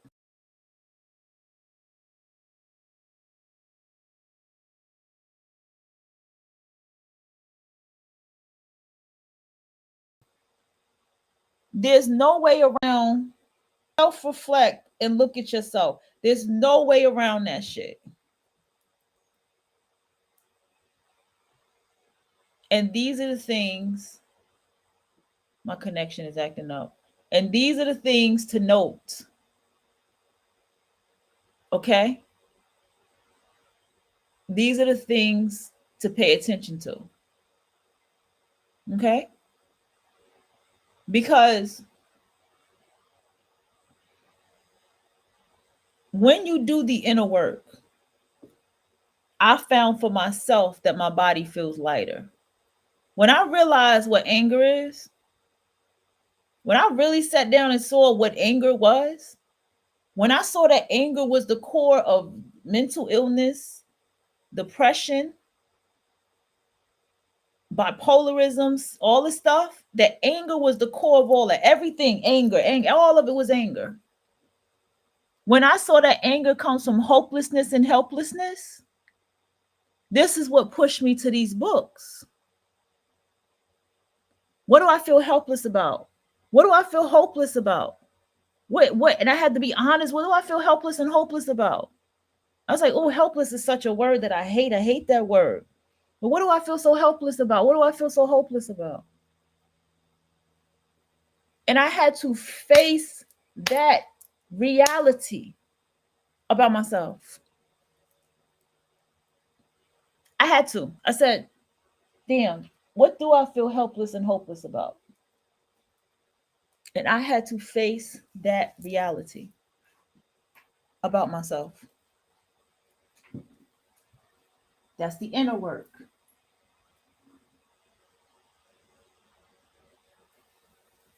I looked in the mirror. I looked in the mirror today at my body and I said, not bad as before, but still needs to be some changes. Even though it's not bad as before, still needs to be some changes.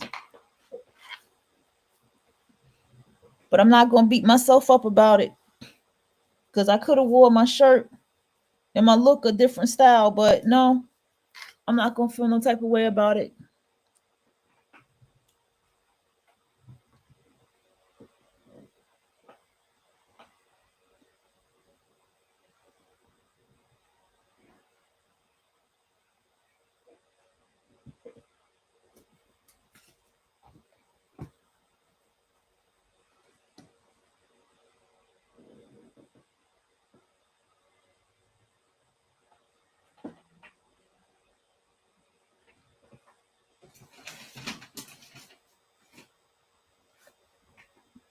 All of these different little things, but the changes are being made. The changes are being made. I can see the difference. I could feel the difference of my body. But what am I losing weight for? Not so much that I can look good and feel good. There's nothing wrong with looking good and feeling good. There's nothing wrong with that. But it's much more than that. It's having the what's that? The drive. It's about having a drive.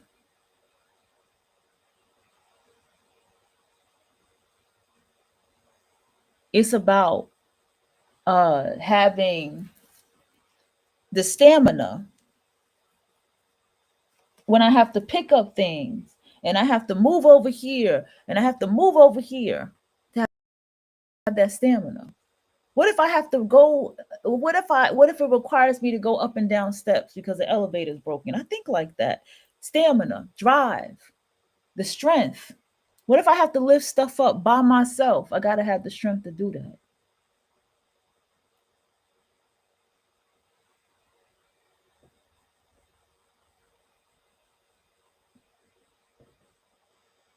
Okay?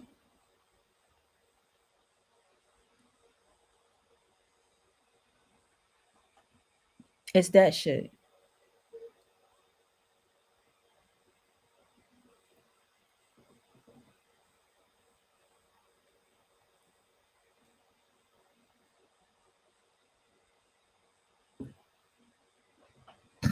Gotta have it.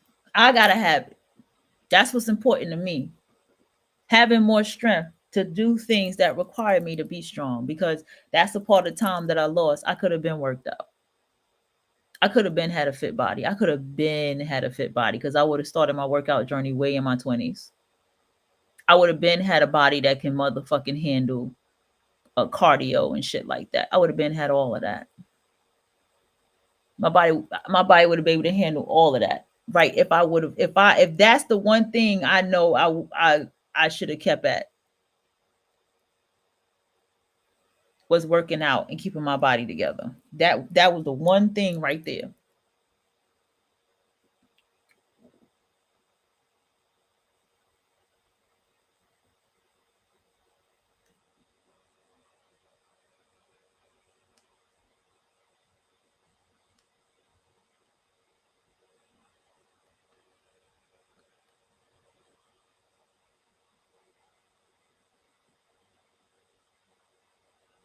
You understand what I'm saying?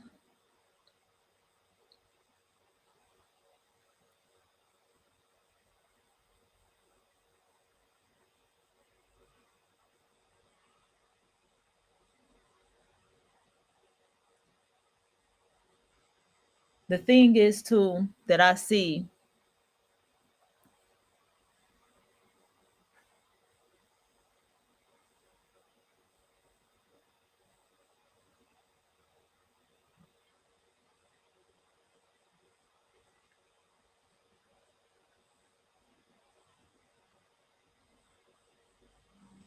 Okay, gotta go. It takes my phone forever to pick up.